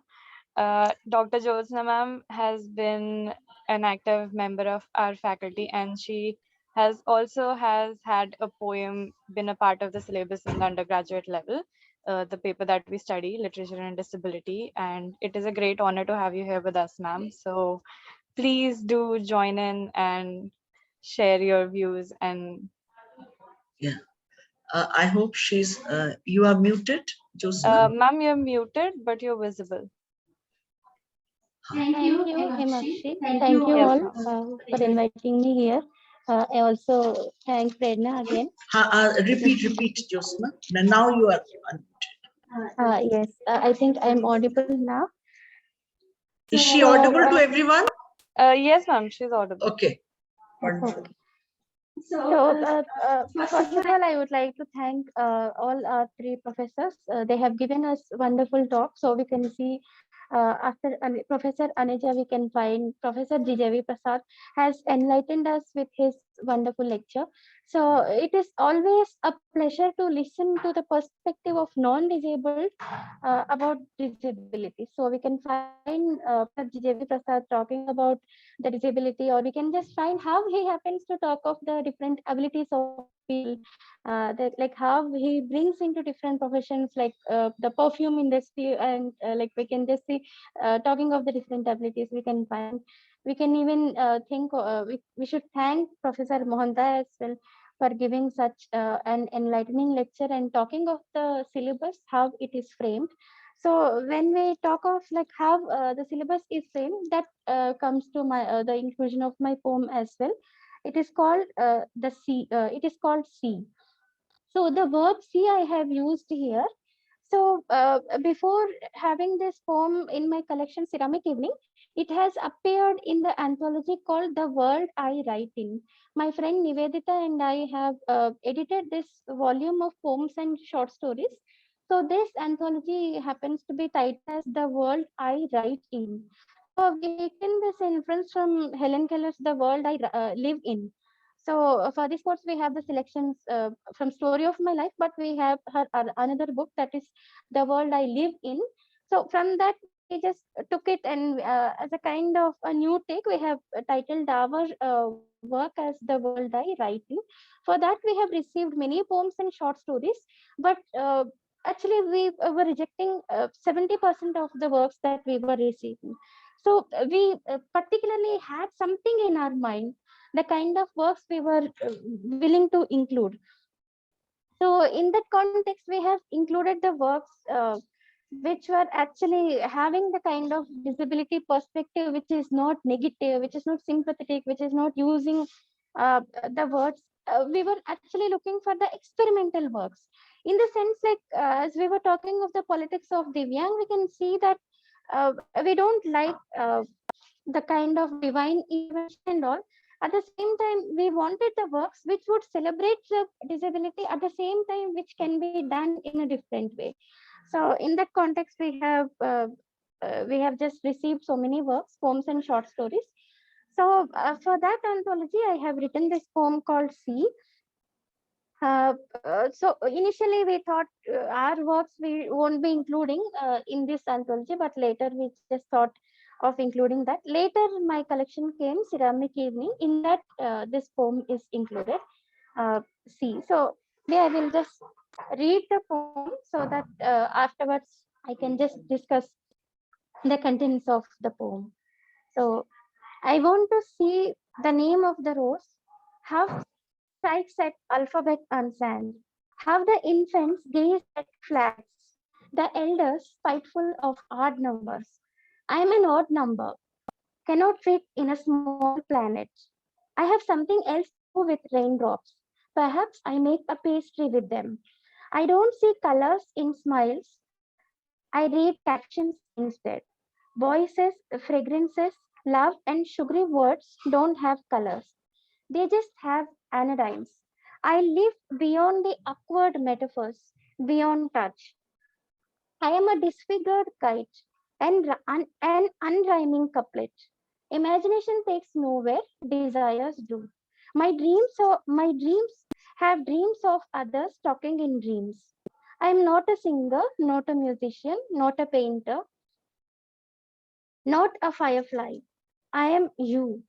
I write my life several times to entertain myself, of the others to sip the coffee. I kill myself each time when someone misinterprets my life. I wake again, console myself as everything and everyone part of the world. I accept this cycle, its intensity, and its healing. Solitary braille scars lightened. I want to see the kite. Each one is different with same size, flying to fall over medicine. I want the kite writing a new dictionary. So this happens to be my poem, which is included in syllabus. So primarily, the very first line I have here used, I want to see the name of the rose.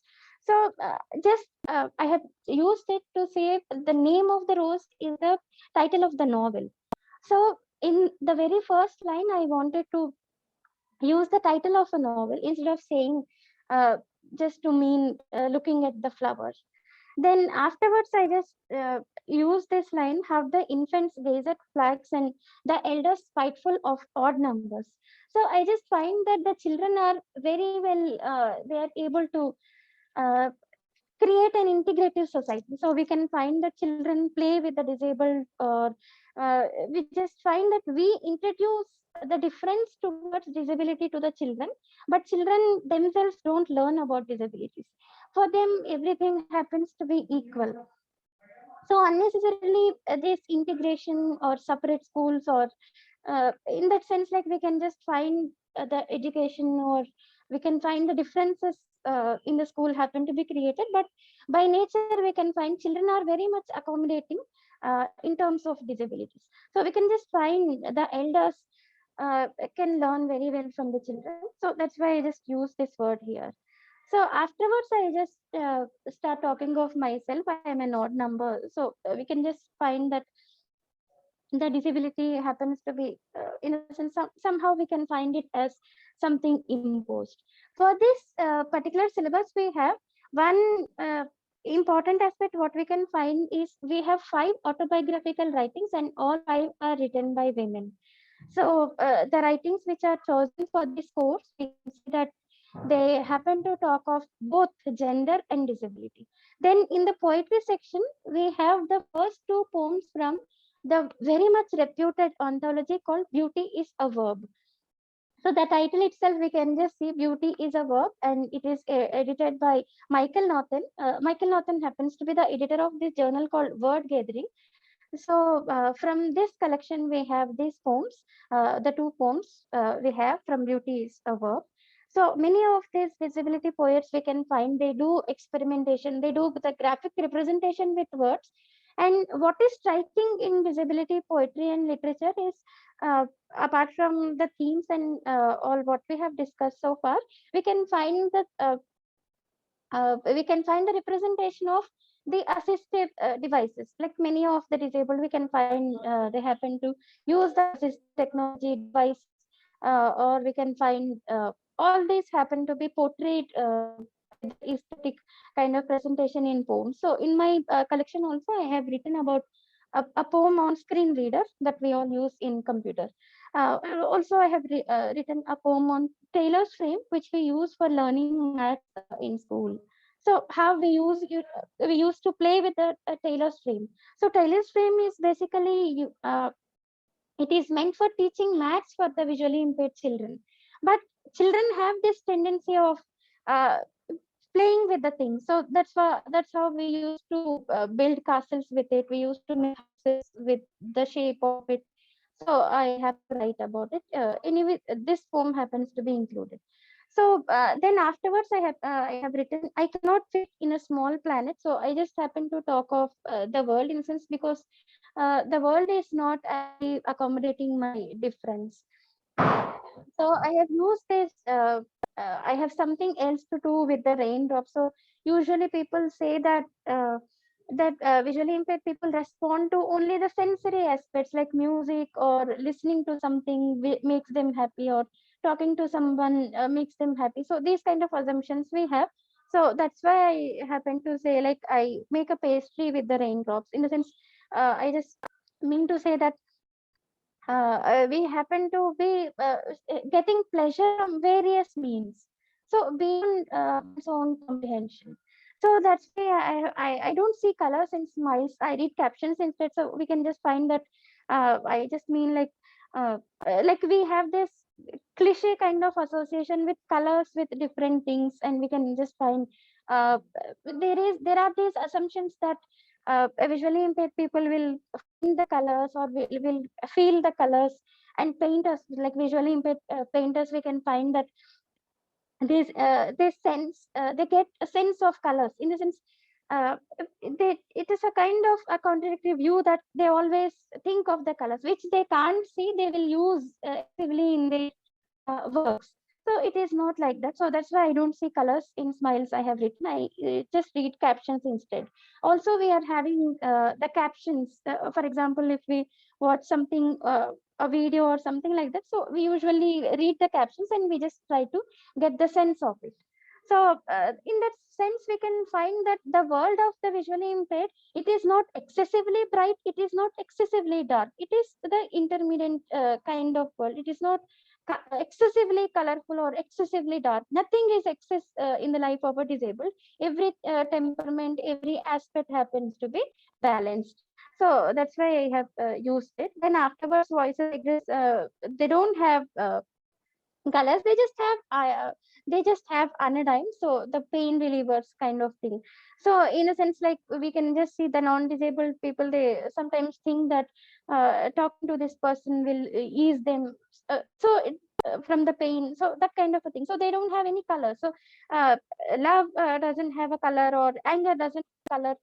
So it is the same thing. So the experience happens to be the same thing. So that's why I live beyond the awkward metaphor. So many of us, we can find that we all don't like the cliche metaphors that are being used against the disabled people. Like we can find with the tribal and literature, tribal and Dalit writings as well. So we can see the cover pages of the Dalit anthologies or tribal anthologies. We can find if the ugly household is represented, or we can find that if the person children with number of students happen to be represented, so they say that we don't like that kind of representation. So when the cover page of any book to be represented should be the disabled to represent it, so we don't want such kind of cliche metaphors. So that's why I happen to write I live beyond the awkward metaphors, beyond touch.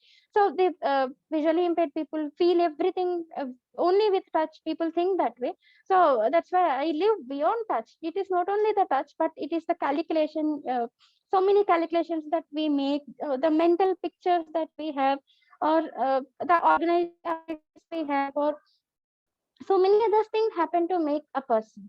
So that's why I just happen to say, like, I'm a disfigured kite, unrhyming couplet. So we can just see I'm a couplet, but I'm unrhyming. So also we can just see I have written desires is not taken away, but only uh, desires do. So we can see the achievements of the disabled people, often it is credited to somebody else, or they are naturally talented, naturally hardworking. So these kind of things happen to be the cliche kind of things where disabled people often encounter. So that's why it is not only the imagination, or it is beyond imagination. So that's why I have written that.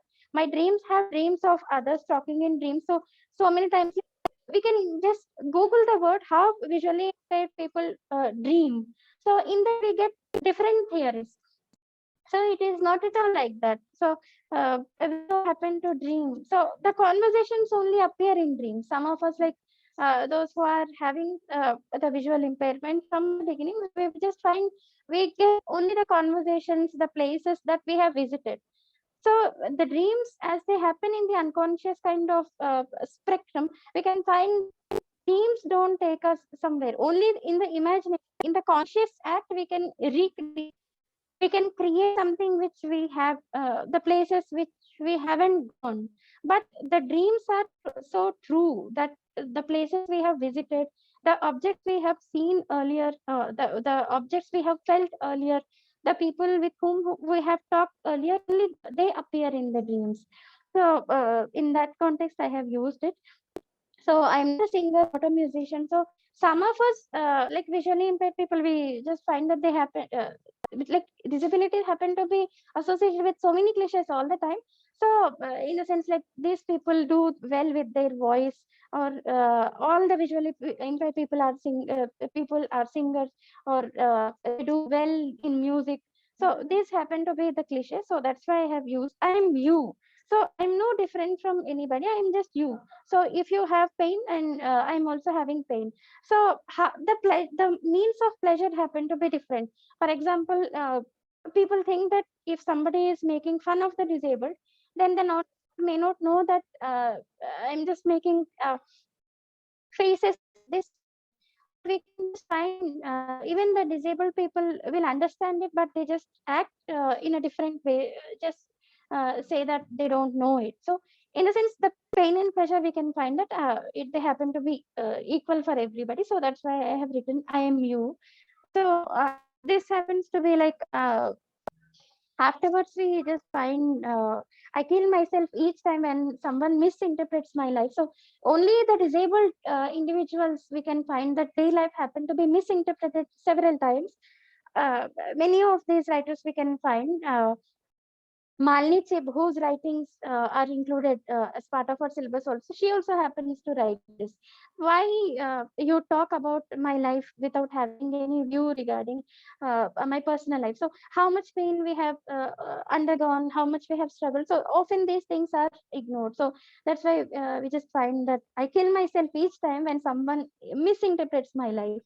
Uh, Somebody else also we have, that is Georgina Cleach. So whenever she's compared with Helen Keller, she happens to write and she has written this Blind Rage letters to Helen Keller, and she has written she why her life happens to be treated as saintly. We are looking at the disabled person either as a saint or as a sinner. So that's why we just find that often we find the life of the disabled is misinterpreted. So that's why I have written I kill myself each time someone misinterprets my life. I wake again, console myself as everything is part of the world. So as Professor Aneja was, we all invent some ways of alternatives. So in that context, we just find that acceptance happens to be one of our alternative kind of challenge. So in this way I happen to write. Then afterwards I just realized that this poem is not making any clear cut distinction between like disability or anything. So even though I have said that I'm an unrhyming couplet, I'm an odd number, so it could mean gender as well. So gender also happens to be oppressive. So that's why purposefully I have used this solitary braille scars. So the braille scars, this image I just have used so that people can identify it as a poem of disability. So I have written other poems like Learning, where the disability aspect is not uh, mentioned, or like it is not identified. So as I was telling you, I'm writing for this anthology, The World of Writing. So the disability theme should be specifically visible. So I just thought purposefully I have used this word, the solitary braille scars, lighten. I want to see the kite. Also, one surprising aspect happens to be when we were inviting the works for this anthology, most of the thought-provoking works came from the non-disabled people, the short stories, the poems and all. Even though the person experiencing disability doesn't contribute to the aspects of disability. Sometimes we just find some of the disabled people themselves subscribe to these notions of what we can just find the stereotypes of the disability representation. So we hear still we can just say that I hear the movie or I hear the TV. So in usual conversation also, we can just find some of the non-disabled people are still scared to ask a disabled person, have you watched a movie? But we can find very well that can be asked, because in the sense, as I was discussing earlier, I am you. So what we all say that I am you, so you can be very much comfortable in talking, or what we can just call. So Georgino Euclid happens to say that healthy kind of intervention. So there is a lot of difference we can find between ignorance and healthy intervention. So always the disabled person is open for the healthy intervention. So that's why we just find that many of the disabled people still subscribe to this old notions of disability. Like what we can find, as Ambedkar was telling, he happens to tell the Dalits as well to change themselves, in the sense to give importance to education, to have the household atmosphere clean. So in that sense, like we can say that even the disabled people also can be told, or can be trained to come out of the stereotypical views on disability. So when this paper is introduced, it's not only for the non-disabled individuals, it's for the disabled individuals as well, to eliminate all the situations, people, or writings or words which subscribe to the stereotypical views of a disability. So in that sense, like we can just, I have written this poem. These days, we have many of these literary journals like Magnets and Ladders, Kaleidoscope, Word Gathering. All these journals, they publish the properly written literature. So, in a sense, the literature and disability, like these works and all, it's not only for the non-disabled individuals. So, even the disabled individuals also we can find they bring a lot of change. Like I clearly see myself different from with before reading these works and after reading these works. So we can just find lot of other disabilities which cause the physical and social pain. So in that sense, like the disability like visual impairment, we can take that it is not a kind of disability which impacts a person's life. So other disabilities we can find that they impact the person's life. Like we can find that from the writings of Jim Ferris or no, Nancy Scott we can take, and Sheila Black herself we can take, Mike Norton we can take. So many of these writers we can take, and even in Indian context we can take Tito Rajashree Mukhopadhyay, how he writes his artistic experiences.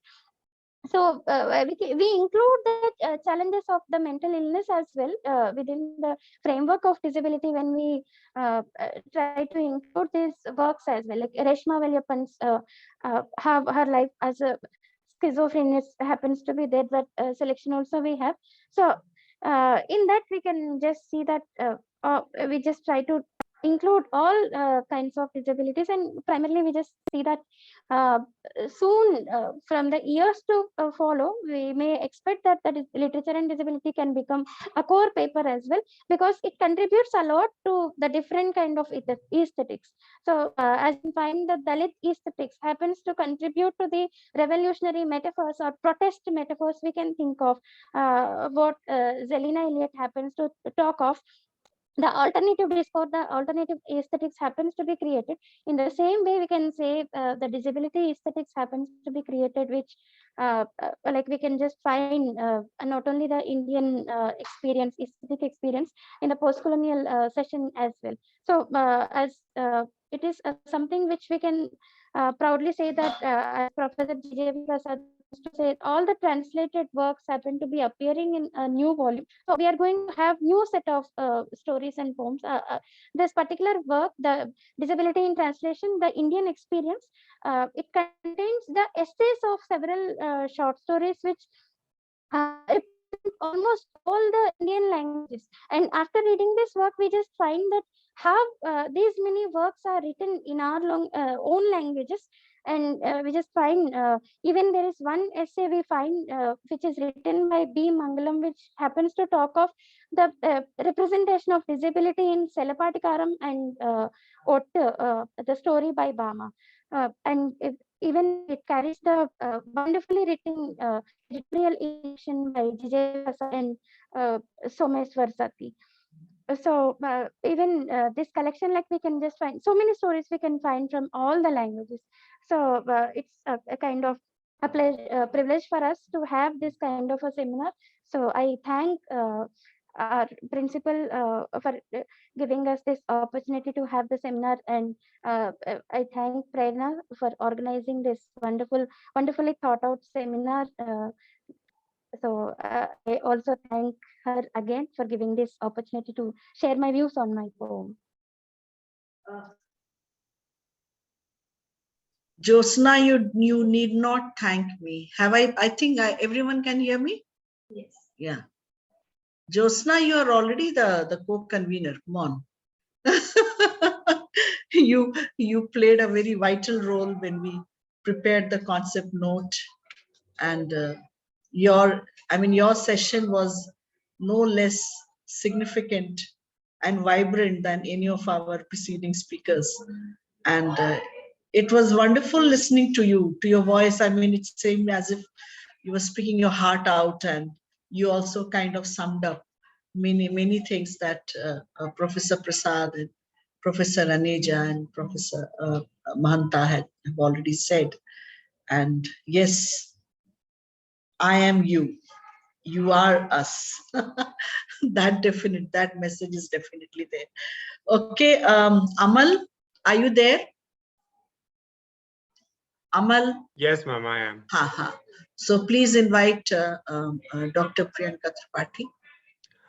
Yes, ma'am. Moving on, we have our next speaker, Dr. Priyanka Tripathi. Before I invite ma'am, I'd like to talk about her for a few minutes. So we are glad to have with us Dr. Priyanka Tripathi as a chair for our event. From my side.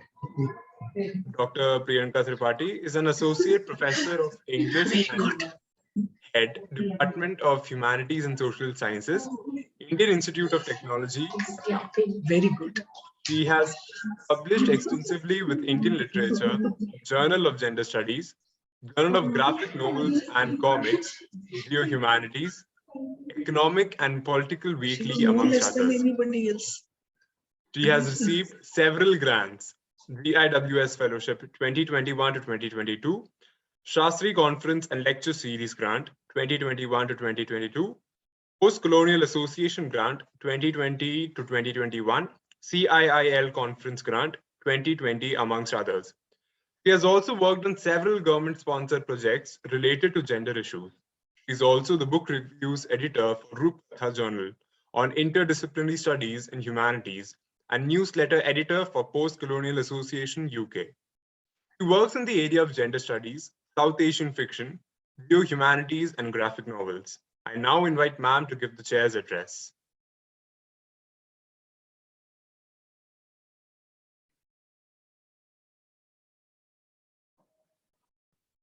Yeah, so I was unable to unmute myself, and it kept on saying, host, you're not allowed to unmute. So it made me feel pretty like, all tied up.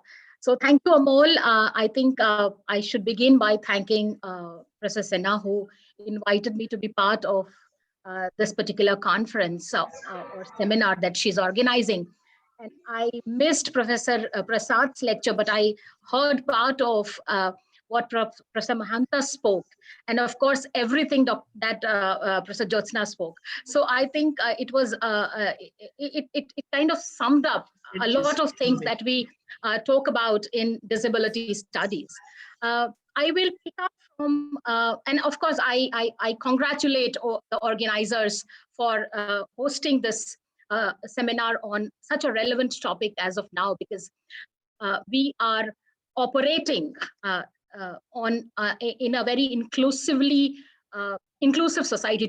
We are moving towards an inclusive society, and that is why probably anything of this sort or more makes it an imperative intervention in not only literature but also how globally we are addressing the societal issues. Dr. Mahanta spoke of how linguistic competence kind of addresses or is capable of addressing the gap. One quick example that I can give right now is the example of how PCODs transferred its entire dictum into being PCOS and changed the discourse of how we looked at, this kind of a narrative earlier. So, and then of course, Dr. Jyotsna was speaking. I was constantly reminded of how, there is an alternate, there is a need for an alternate inclusive vocabulary to address the indigenous voices, the marginal voices, the subaltern voices, so to say, in the society that we live in, and which is not entirely, which is completely different from the conservative kind of vocabulary that we had earlier. So what I'm trying to speak today, I'll just quickly share my screen. Please enable me to share my screen. I have a PPT. We here don't operate without PPTs. I'm sorry about that.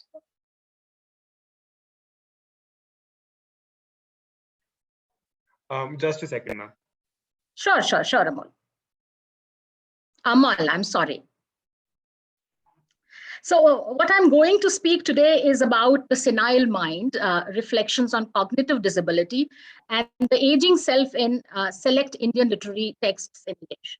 So while others have already spoken on the disability quotient a lot, I think I'll just briefly touch upon it as in how it intersects with aging.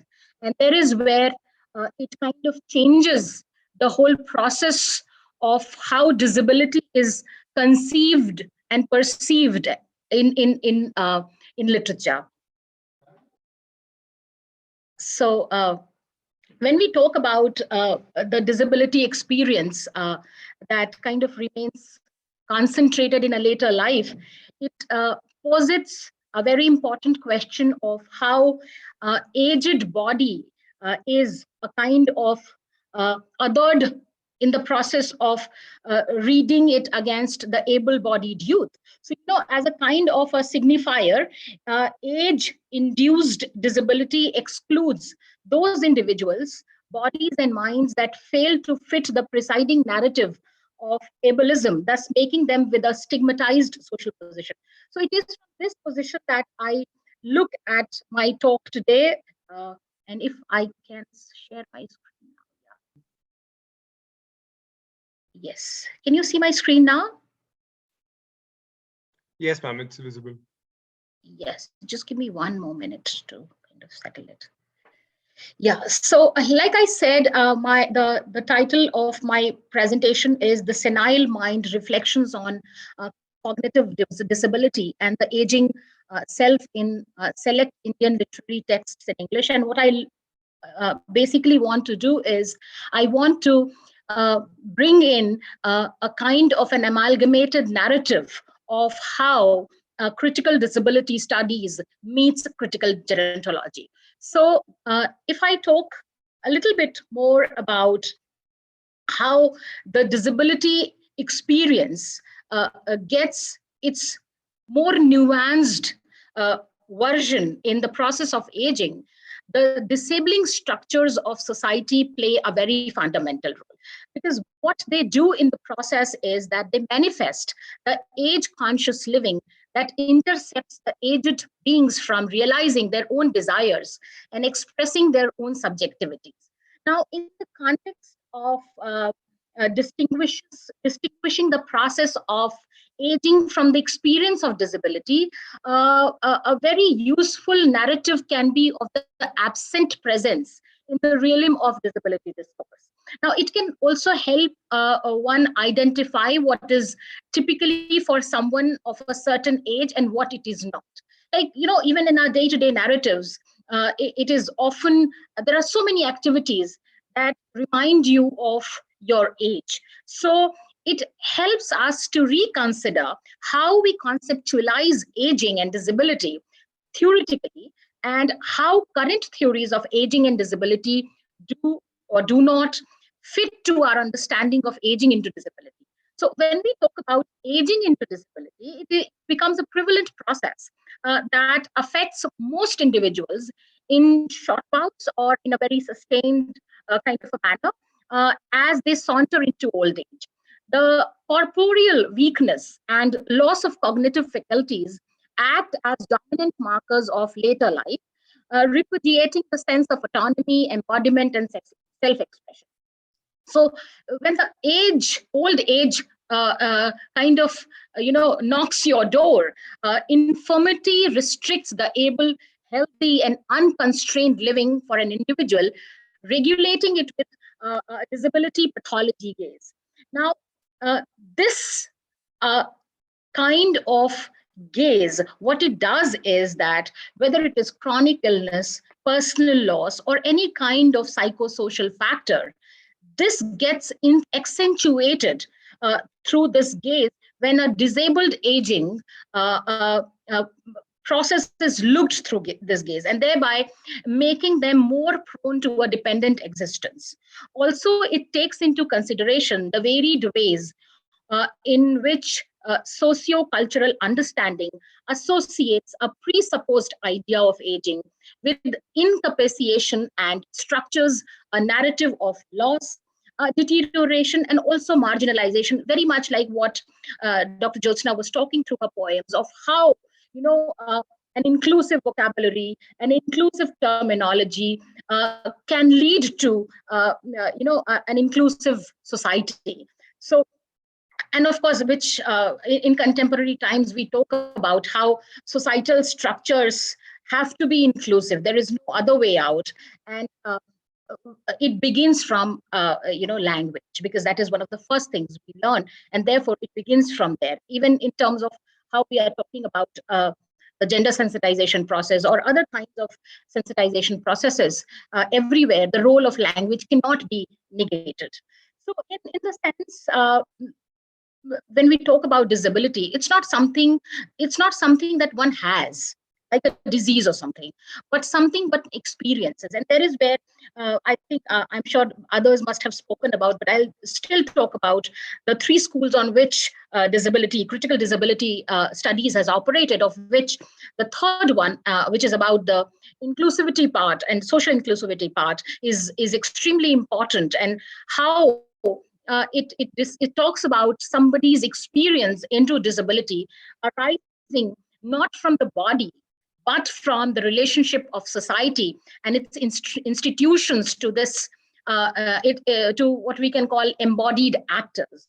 So for an elderly individual, his or her embodied awareness rising from the social construction of disability vis-a-vis aging is a state of biomedical impairment constituting disadvantage, disinvestment, and disregard. Now, a very stark distinction between having a disability and experiencing disability due to age demands a recognition as a society, actuated alienation that plagues the lives of elderly citizens, who kind of positions them as infern other within society. Now, when we talk about critical gerontology, it seeks to produce objective knowledge about aging and challenges the dominant societal ideas that old age is equated with disability and that aging is solely a process of decline and dependence. Critical disability studies primarily focuses on the aspect of ableism. Now, when there is one particular critic who I can talk about, Tobin Siebers, who noted that the disability rights movement and its social model has challenged the corporeal representation of the body by providing insight into the fact that all bodies are socially constructed. Like what I said, of the three schools, the one which is more inclusive, it kind of believed on this paradigm of bodies being socially, culturally constructed, that social attitudes and institutions determine a far greater need than the biological fact, the representation of the body's reality. So what body represents factually or biologically may have role in what it attributes to its social construction, but not completely dependent upon that, is what probably Siebers tried to say. Moving forward, when we take up the whole merger, if we can talk about the critical disability studies and the critical gerontology, we know that when we kind of bring in these two theoretical discourses together, they provide a framework for scholars to interrogate uh, for structural, cultural, and social factors that influence how people age with or age into disabilities. Now, aging and ableism are systems of oppressive beliefs, values, and practices that hold old age and disability as devalued states of being. Thereby, they concurrently reinforce youthfulness and able-mindedness as an ideal. So if you see even the television ads, they have constantly spoken about how you have to remain young all the time, as if that was the only way to be able to be youth is the only thing, something like that. So what it also does in this kind of cultural construction where only youthfulness is celebrated, it leads to building in an oppressive system. And that may have been major areas of focus in critical gerontology and critical disability studies. Although the former has focused primarily on ageism and later has emphasized on ableism. And by drawing from both the gerontology and disability studies, and why I take up this particular topic, because this can be a way to explore the various ways in which ageism and ableism intersect throughout the life course for people gradually turning old.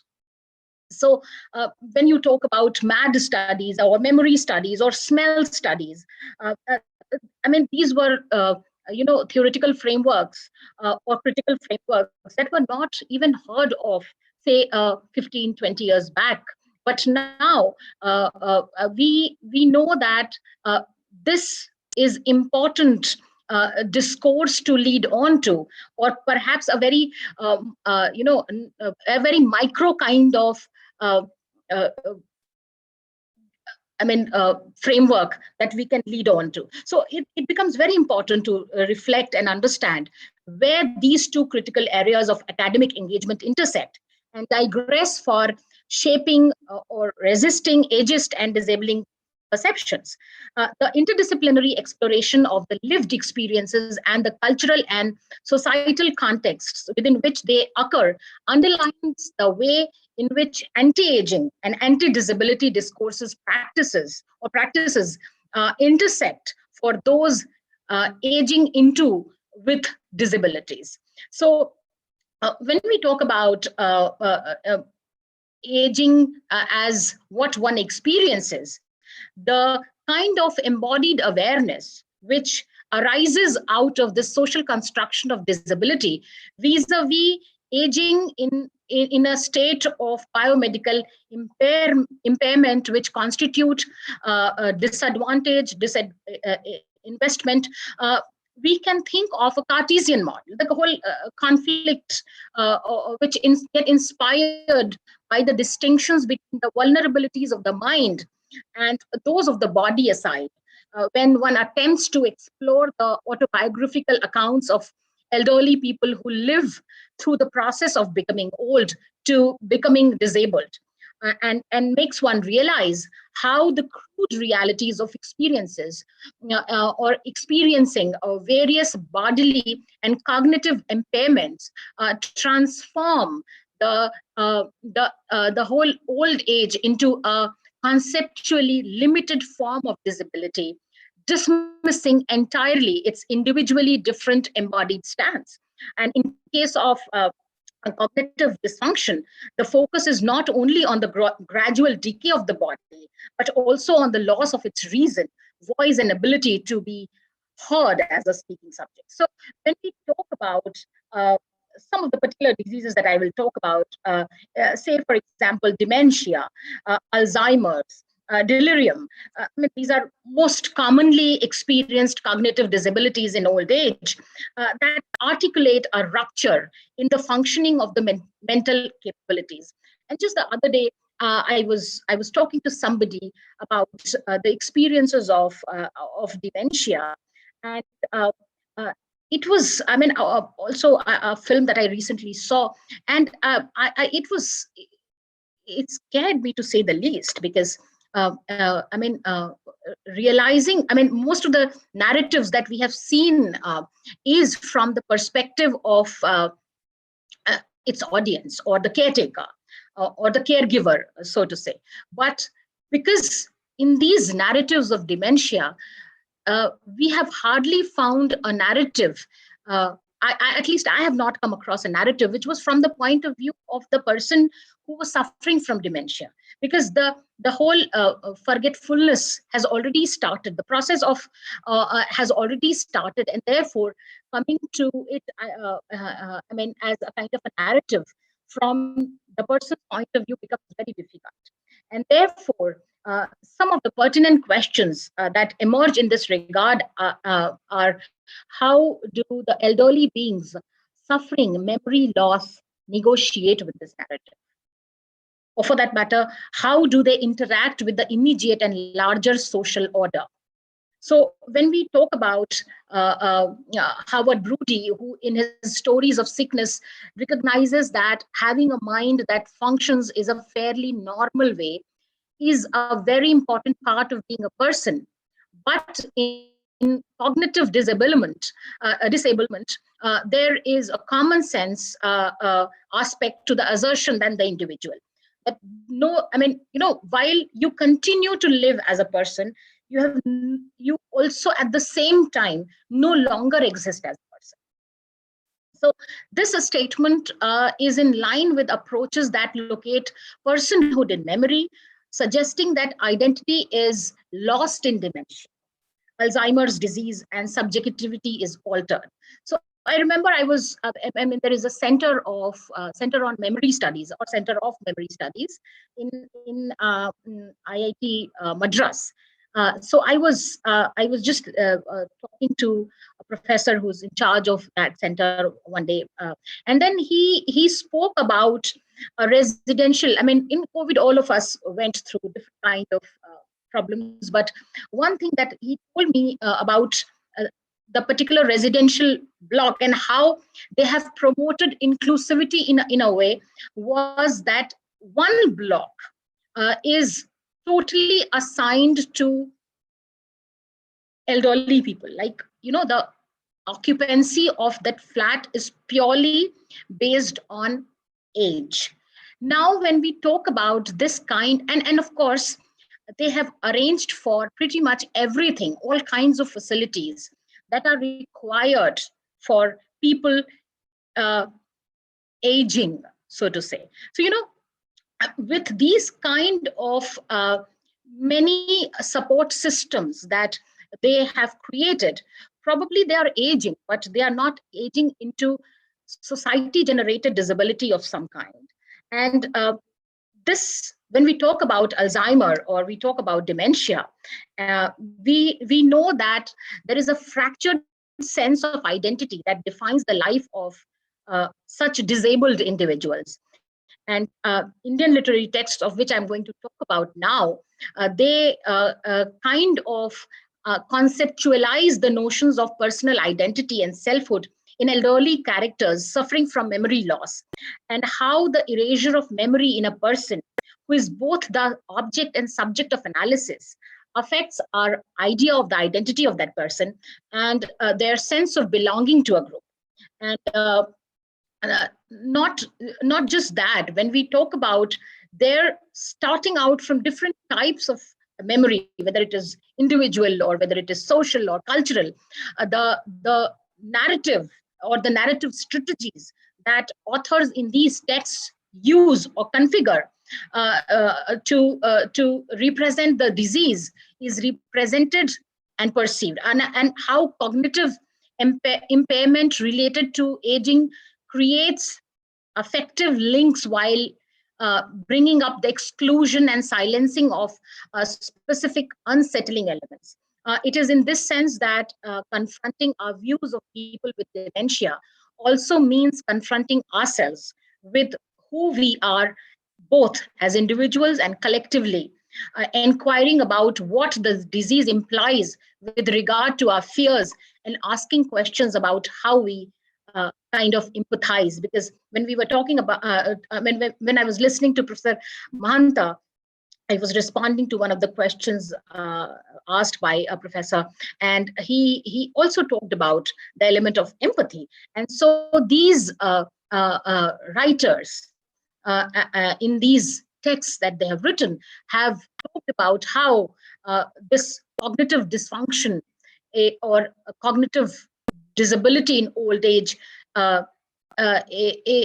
ruptures the functioning of their mental capabilities. So there are 4 texts that I take up. Anuradha Roy's The Folded Earth, published in 2012. Pankaj Verma's Silver Haze, published in 2014. Ranjit Lal's Our Nana Was a Nutcase. And Humra Qureshi's, very recently I have read her book, a short story collection, which I also reviewed for Sahitya Academy. And I think there are 3 short stories in this which talk about dementia and Alzheimer, and it was wonderful to read. And that is why probably when Professor Sinha told me about this conference and asked me to speak, I thought, because I also have a student who works in the area of gerontology, and therefore I thought maybe if I could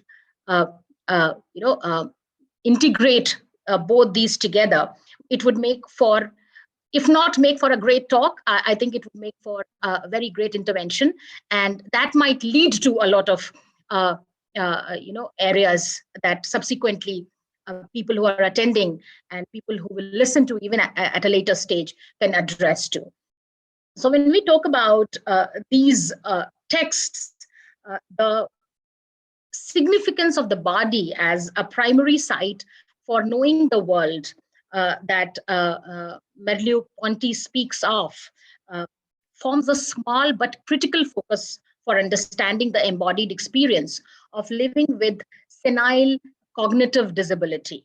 Now, in all these texts, we come across individuals for whom aging has been difficult because it has come with some sort of disability.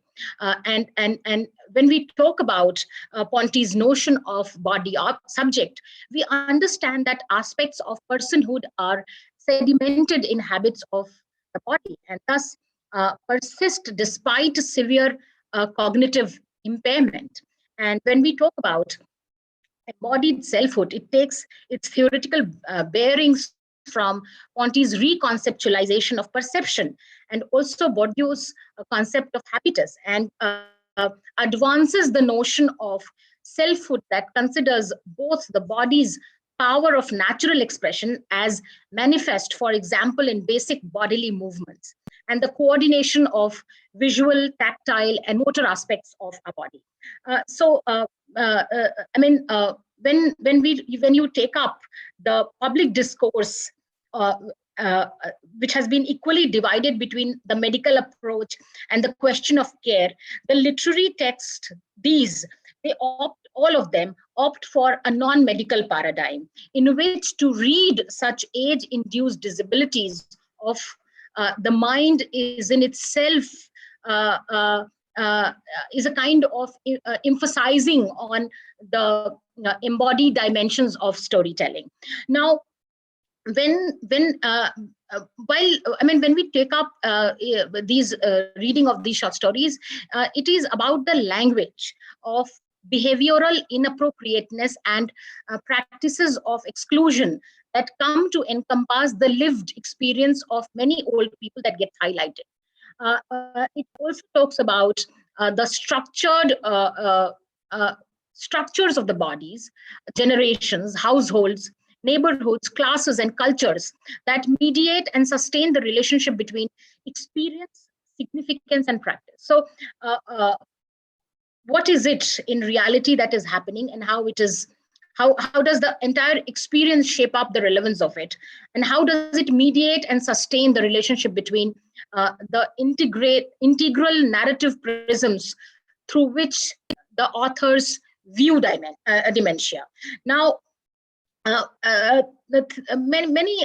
these texts also suggest that despite suffering from senile infirmity, the elderly subjects can re-engage in rendering the viable meaning to their lives in the recuperative space of the home. So whenever you come across a narrative on dementia, you will always come to know that the home has become a kind of it's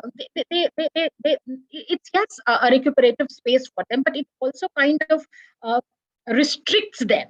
So thinkers on questions of memory followed the work of theorists of memory. I mean, they have proposed that individual memory functions within the frameworks such as family.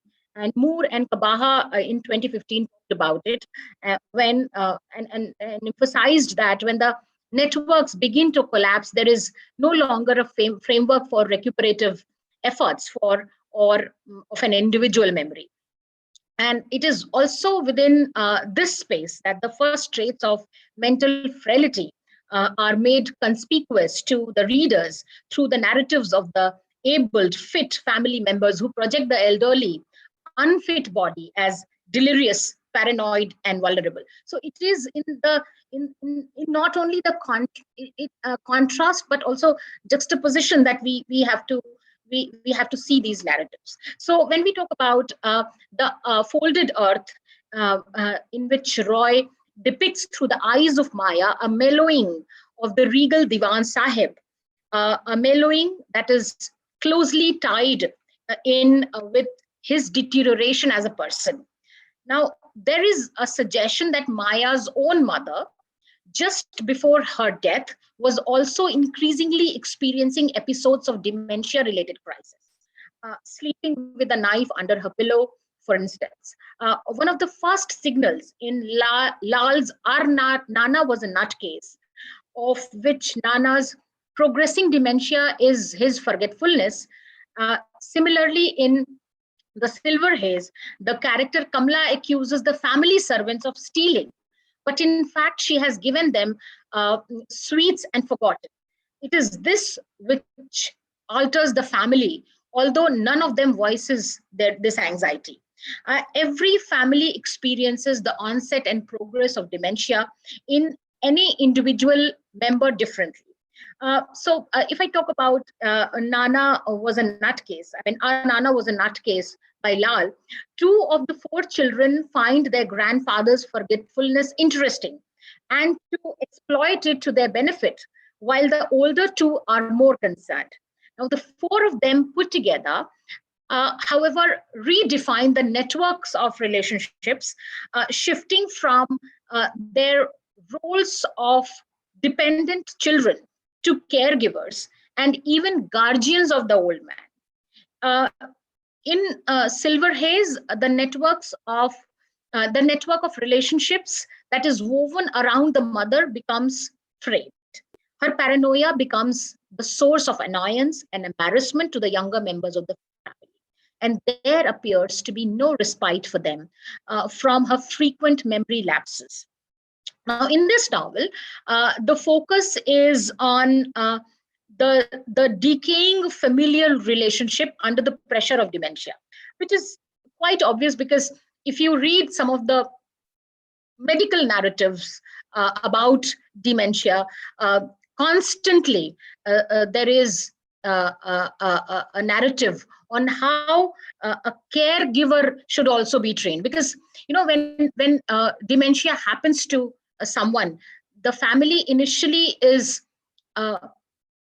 very alert, but because it is something that one has to live with, the intensity of which cannot be felt on a day-to-day basis, and therefore the caregiver fatigue becomes something that is inevitable, and therefore that kind of sensitization, that kind of training is also must. So when we talk about in the folded earth, the Diwan Sahab's network of relationship is constituted entirely by the people who are not his family, and whose affection for him is not built on blood relationship. No, there is no kind of kinship, but respect for what he represents, the grand old patriarch of a bygone era. It could be argued in this case that at least among the three characters we have examined, the loss of personhood through dementia is a relief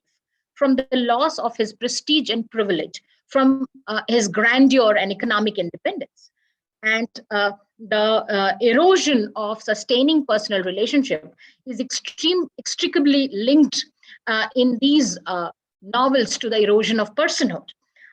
In addition to the collapse of the institutional networks that kind of enable the process of living from person to person, these narratives also map the slow erosion of domestic control with the onset of memory loss. This erosion is key theme in the novels because it is read as a sign of the loss of domestic integrity itself. The home no longer seems to contain, literally or figuratively, the individual now afflicted with dementia or Alzheimer.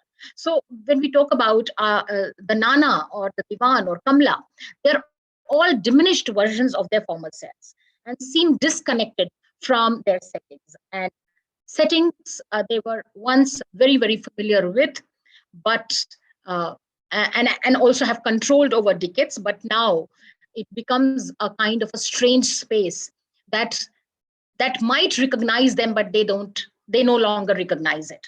So there are, however, redeeming moments as well. Say, for example, in Kamla's recognition of her sister-in-law Shenaigans to claim Kamla's property, and the Diwan Sahab's alertness to the true purpose of Veer's sudden affections.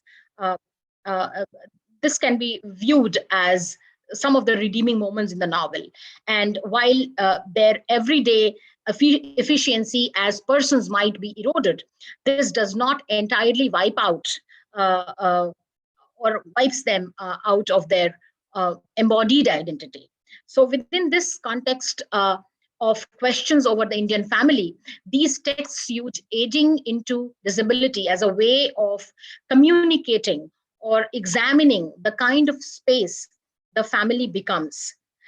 Now, when we talk about cognitive impairment associated with most commonly with aging, it becomes a mode of addressing the cultural anxieties, not around medical condition of memory loss, but around the issue of old age, the possibility of neglect and the absence of support system, especially in contemporary India, where such caregiving facilities are totally dependent on the family members.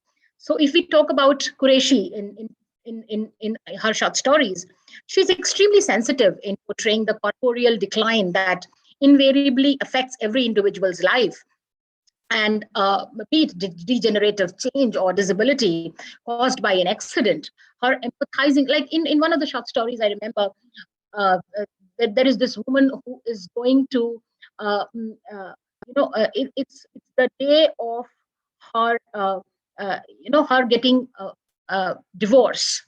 And while the husband is on his way, there is an accident that happens. And she gets into the responsibility of caregiving. And how does she negotiate with that space through the anxiety that happens over there, and how she's bound only. And in one of the situations, she says that for his clasp didn't relay lust or love. He touches her some point of time, just about some sort of support, perhaps that emotional support I have been craving for, yearning for all these years, never ever finding it. So, this space where this dementia or forgetfulness is an effect of an accident, leads to an outcome which was desired in supposedly the normalcy that was prevalent earlier. So there is another quick story that I can talk about, which is called Why Not a Full-Fledged One, which deals with the Alzheimer's stricken patient and his senses being laid with confusing strains, is what Huma Qureshi writes. And she says that human proximity tends to keep them living and breathing. And they are very poignant tales, and reflecting upon the abrupt desensibilities and fragmented memories and the characters that afflicted with Alzheimer's continue to be present in the memory of the caregiver despite their physical absence. So when we talk about these erosions of sustaining personal relationships in which is inextricably linked in these novels to the erosion of personhood, we find that these narratives dissect how social expectations regarding the patient's performance and productivity restrict successful narrative articulation, which is central and integral to the perception of identity, social assertion, and self. Now, given the Instagram kind of life that we are living, I mean, it's an influence culture that we are part of, and it has shaped public opinion. So the negative images of infantilization, disorientation, and forgetfulness associated with the senile cognitive disability have not only been accepted as normal, but has greatly affected the lack of social understanding around aging into disability. Hence, when it is said that memory loss is one of the symptoms, it is not considered that the loss of memory is not abrupt, but rather it occurs slowly and is accompanied by the decline of linguistic ability. The scope of this misrepresentation is extremely important, since it deprives the person living with dementia of any basic human identity. This is because losing memory and linguistic ability is equivalent in a society that emphasizes the division between mind and body to the disappearance of identity and therefore of personhood. Age-related cognitive impairment narratives have been approached from multiple dimensions, and the whole visibility of narratives concerning aging into disability has made the readers conscious of a reality which remains highly impacted by the sense of disorientation. And therefore, like Professor Mahanta was constantly pointing out, empathy becomes the key word. And the narratives where there is a kind of foreclosure and helpless inferiority can only be dealt through caregiver support and filial belonging, affirming that the personhood, continuing identity and self in matters of cognitive disablement. So the kind of possibility of neglect, abandonment, lack of filial care, all this intensifies the vulnerability. And what probably through these narratives, these writers are trying to do is that they are highlighting towards or sensitizing towards the building up of the support networks, the only way through which, despite their memory loss, these individuals not only continue to exist, but also experience their being in society. So on that note, I think I'll say a thank you and take questions if any.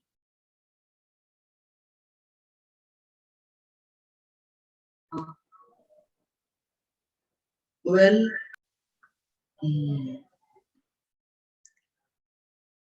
any questions? Well, Dr. Priyanka, I've been knowing her for, I think, for less than a decade.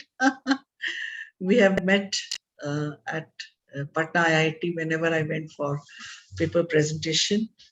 And in fact, I remember last time Delhi University had organized a seminar on disability studies. And I remember seeing her name. So when I thought of this, I was reminded of her. So I said, Well, let's hope she comes. Otherwise, she says, if I'm busy, I send my student there.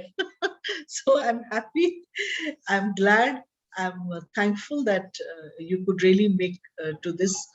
And well, very, very revealing, aspect of disability and literature you have brought out.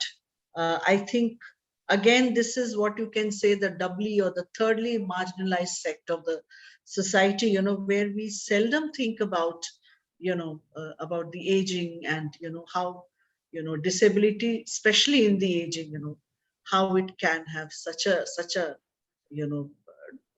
drastic impact, and somehow we ignore it, somehow we tend to ignore age hai, chalo theek hai, it happens. So I must congratulate you, Dr. Priyanka. You have brought in again a very, very unique dimension, of the disability discourse, and it was a delight having you here. And Thank you, sir. yeah, so welcome to one of the colleges of Delhi University, because I'm sure many of my colleagues also would have listened to you. And yes, of course, I mean, at the undergrad level, we really don't get into so much of research as you people do at yours is completely research oriented university. And it was we were really honored to have people like you, Professor Banibrata, Professor G Jb Prasad, who come from that background. So I'm sure all my colleagues, students must have got so much of information and so much of insight into this field, which our undergrad syllabus makers have introduced for the first time. And yes, and yours was something that I really liked, that it actually began with the idea of that we are living in an inclusive society. So that was a very, very a thoughtful and a very revealing aspect of your session. Thank you so much. I know you've been so busy with, I think you're pursuing some course also simultaneously. Thank you for the inconvenience. We got a little late, but I think No, thank you so much, Dr. Kumar. I'm so happy to be interacting with so many people in this seminar, and I look forward to meeting yeah, some of you at least in near future. I also have my friend who teaches with you, Dr. Shubha Dwivedi. yeah. So, Shubha, if you're there, would you like to? So Shubha, yes, of course I know. You had told me about Shubha, and Shubha also said yes. Yes. So, I think, yeah, you also knew her father, probably was your professor. he was my teacher. He was your teacher, wow. And we lost him last year. Yes. Yes. Yeah, sure. Thank you so much. Thank you. I'm leaving the. When is the students' presentation? Can you tell me? Two of my students are speaking. Shubha would like to say something. Yeah. See. Yeah.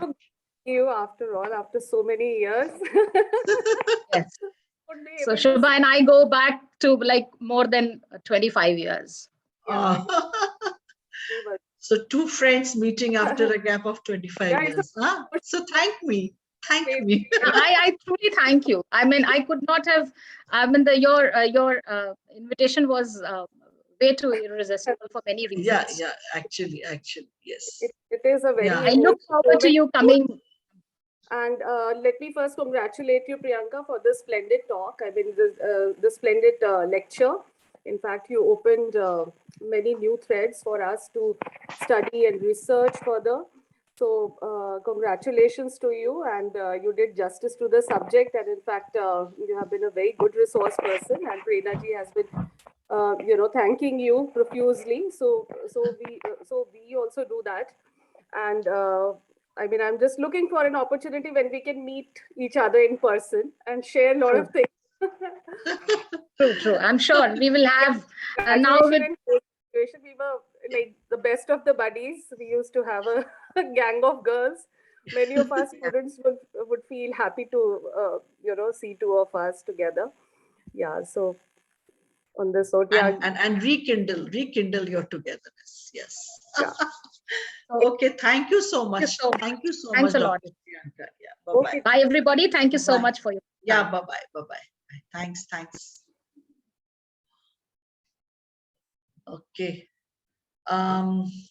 With this, we finish our first session, the plenary session that we had with the with our guest speakers, and those who are to participate in the paper presentation session, they can, after 10 minutes, we are going to begin that. So those of you who are here, you can, yes. Thank you, Dr. Bharati, for liking Dr. Tripathi's session. Okay, so all the paper presenters, we leave now. Okay, thank you so much. Thank you all my colleagues. I think we had a great time. All the students who were patient enough to listen, thank you so much. And the paper presenters, after 10 minutes, we get started with the Google Meet link so as to start with the presentations. Thank you so much. Okay, bye-bye. Thanks, Himakshi. Thanks, Amal.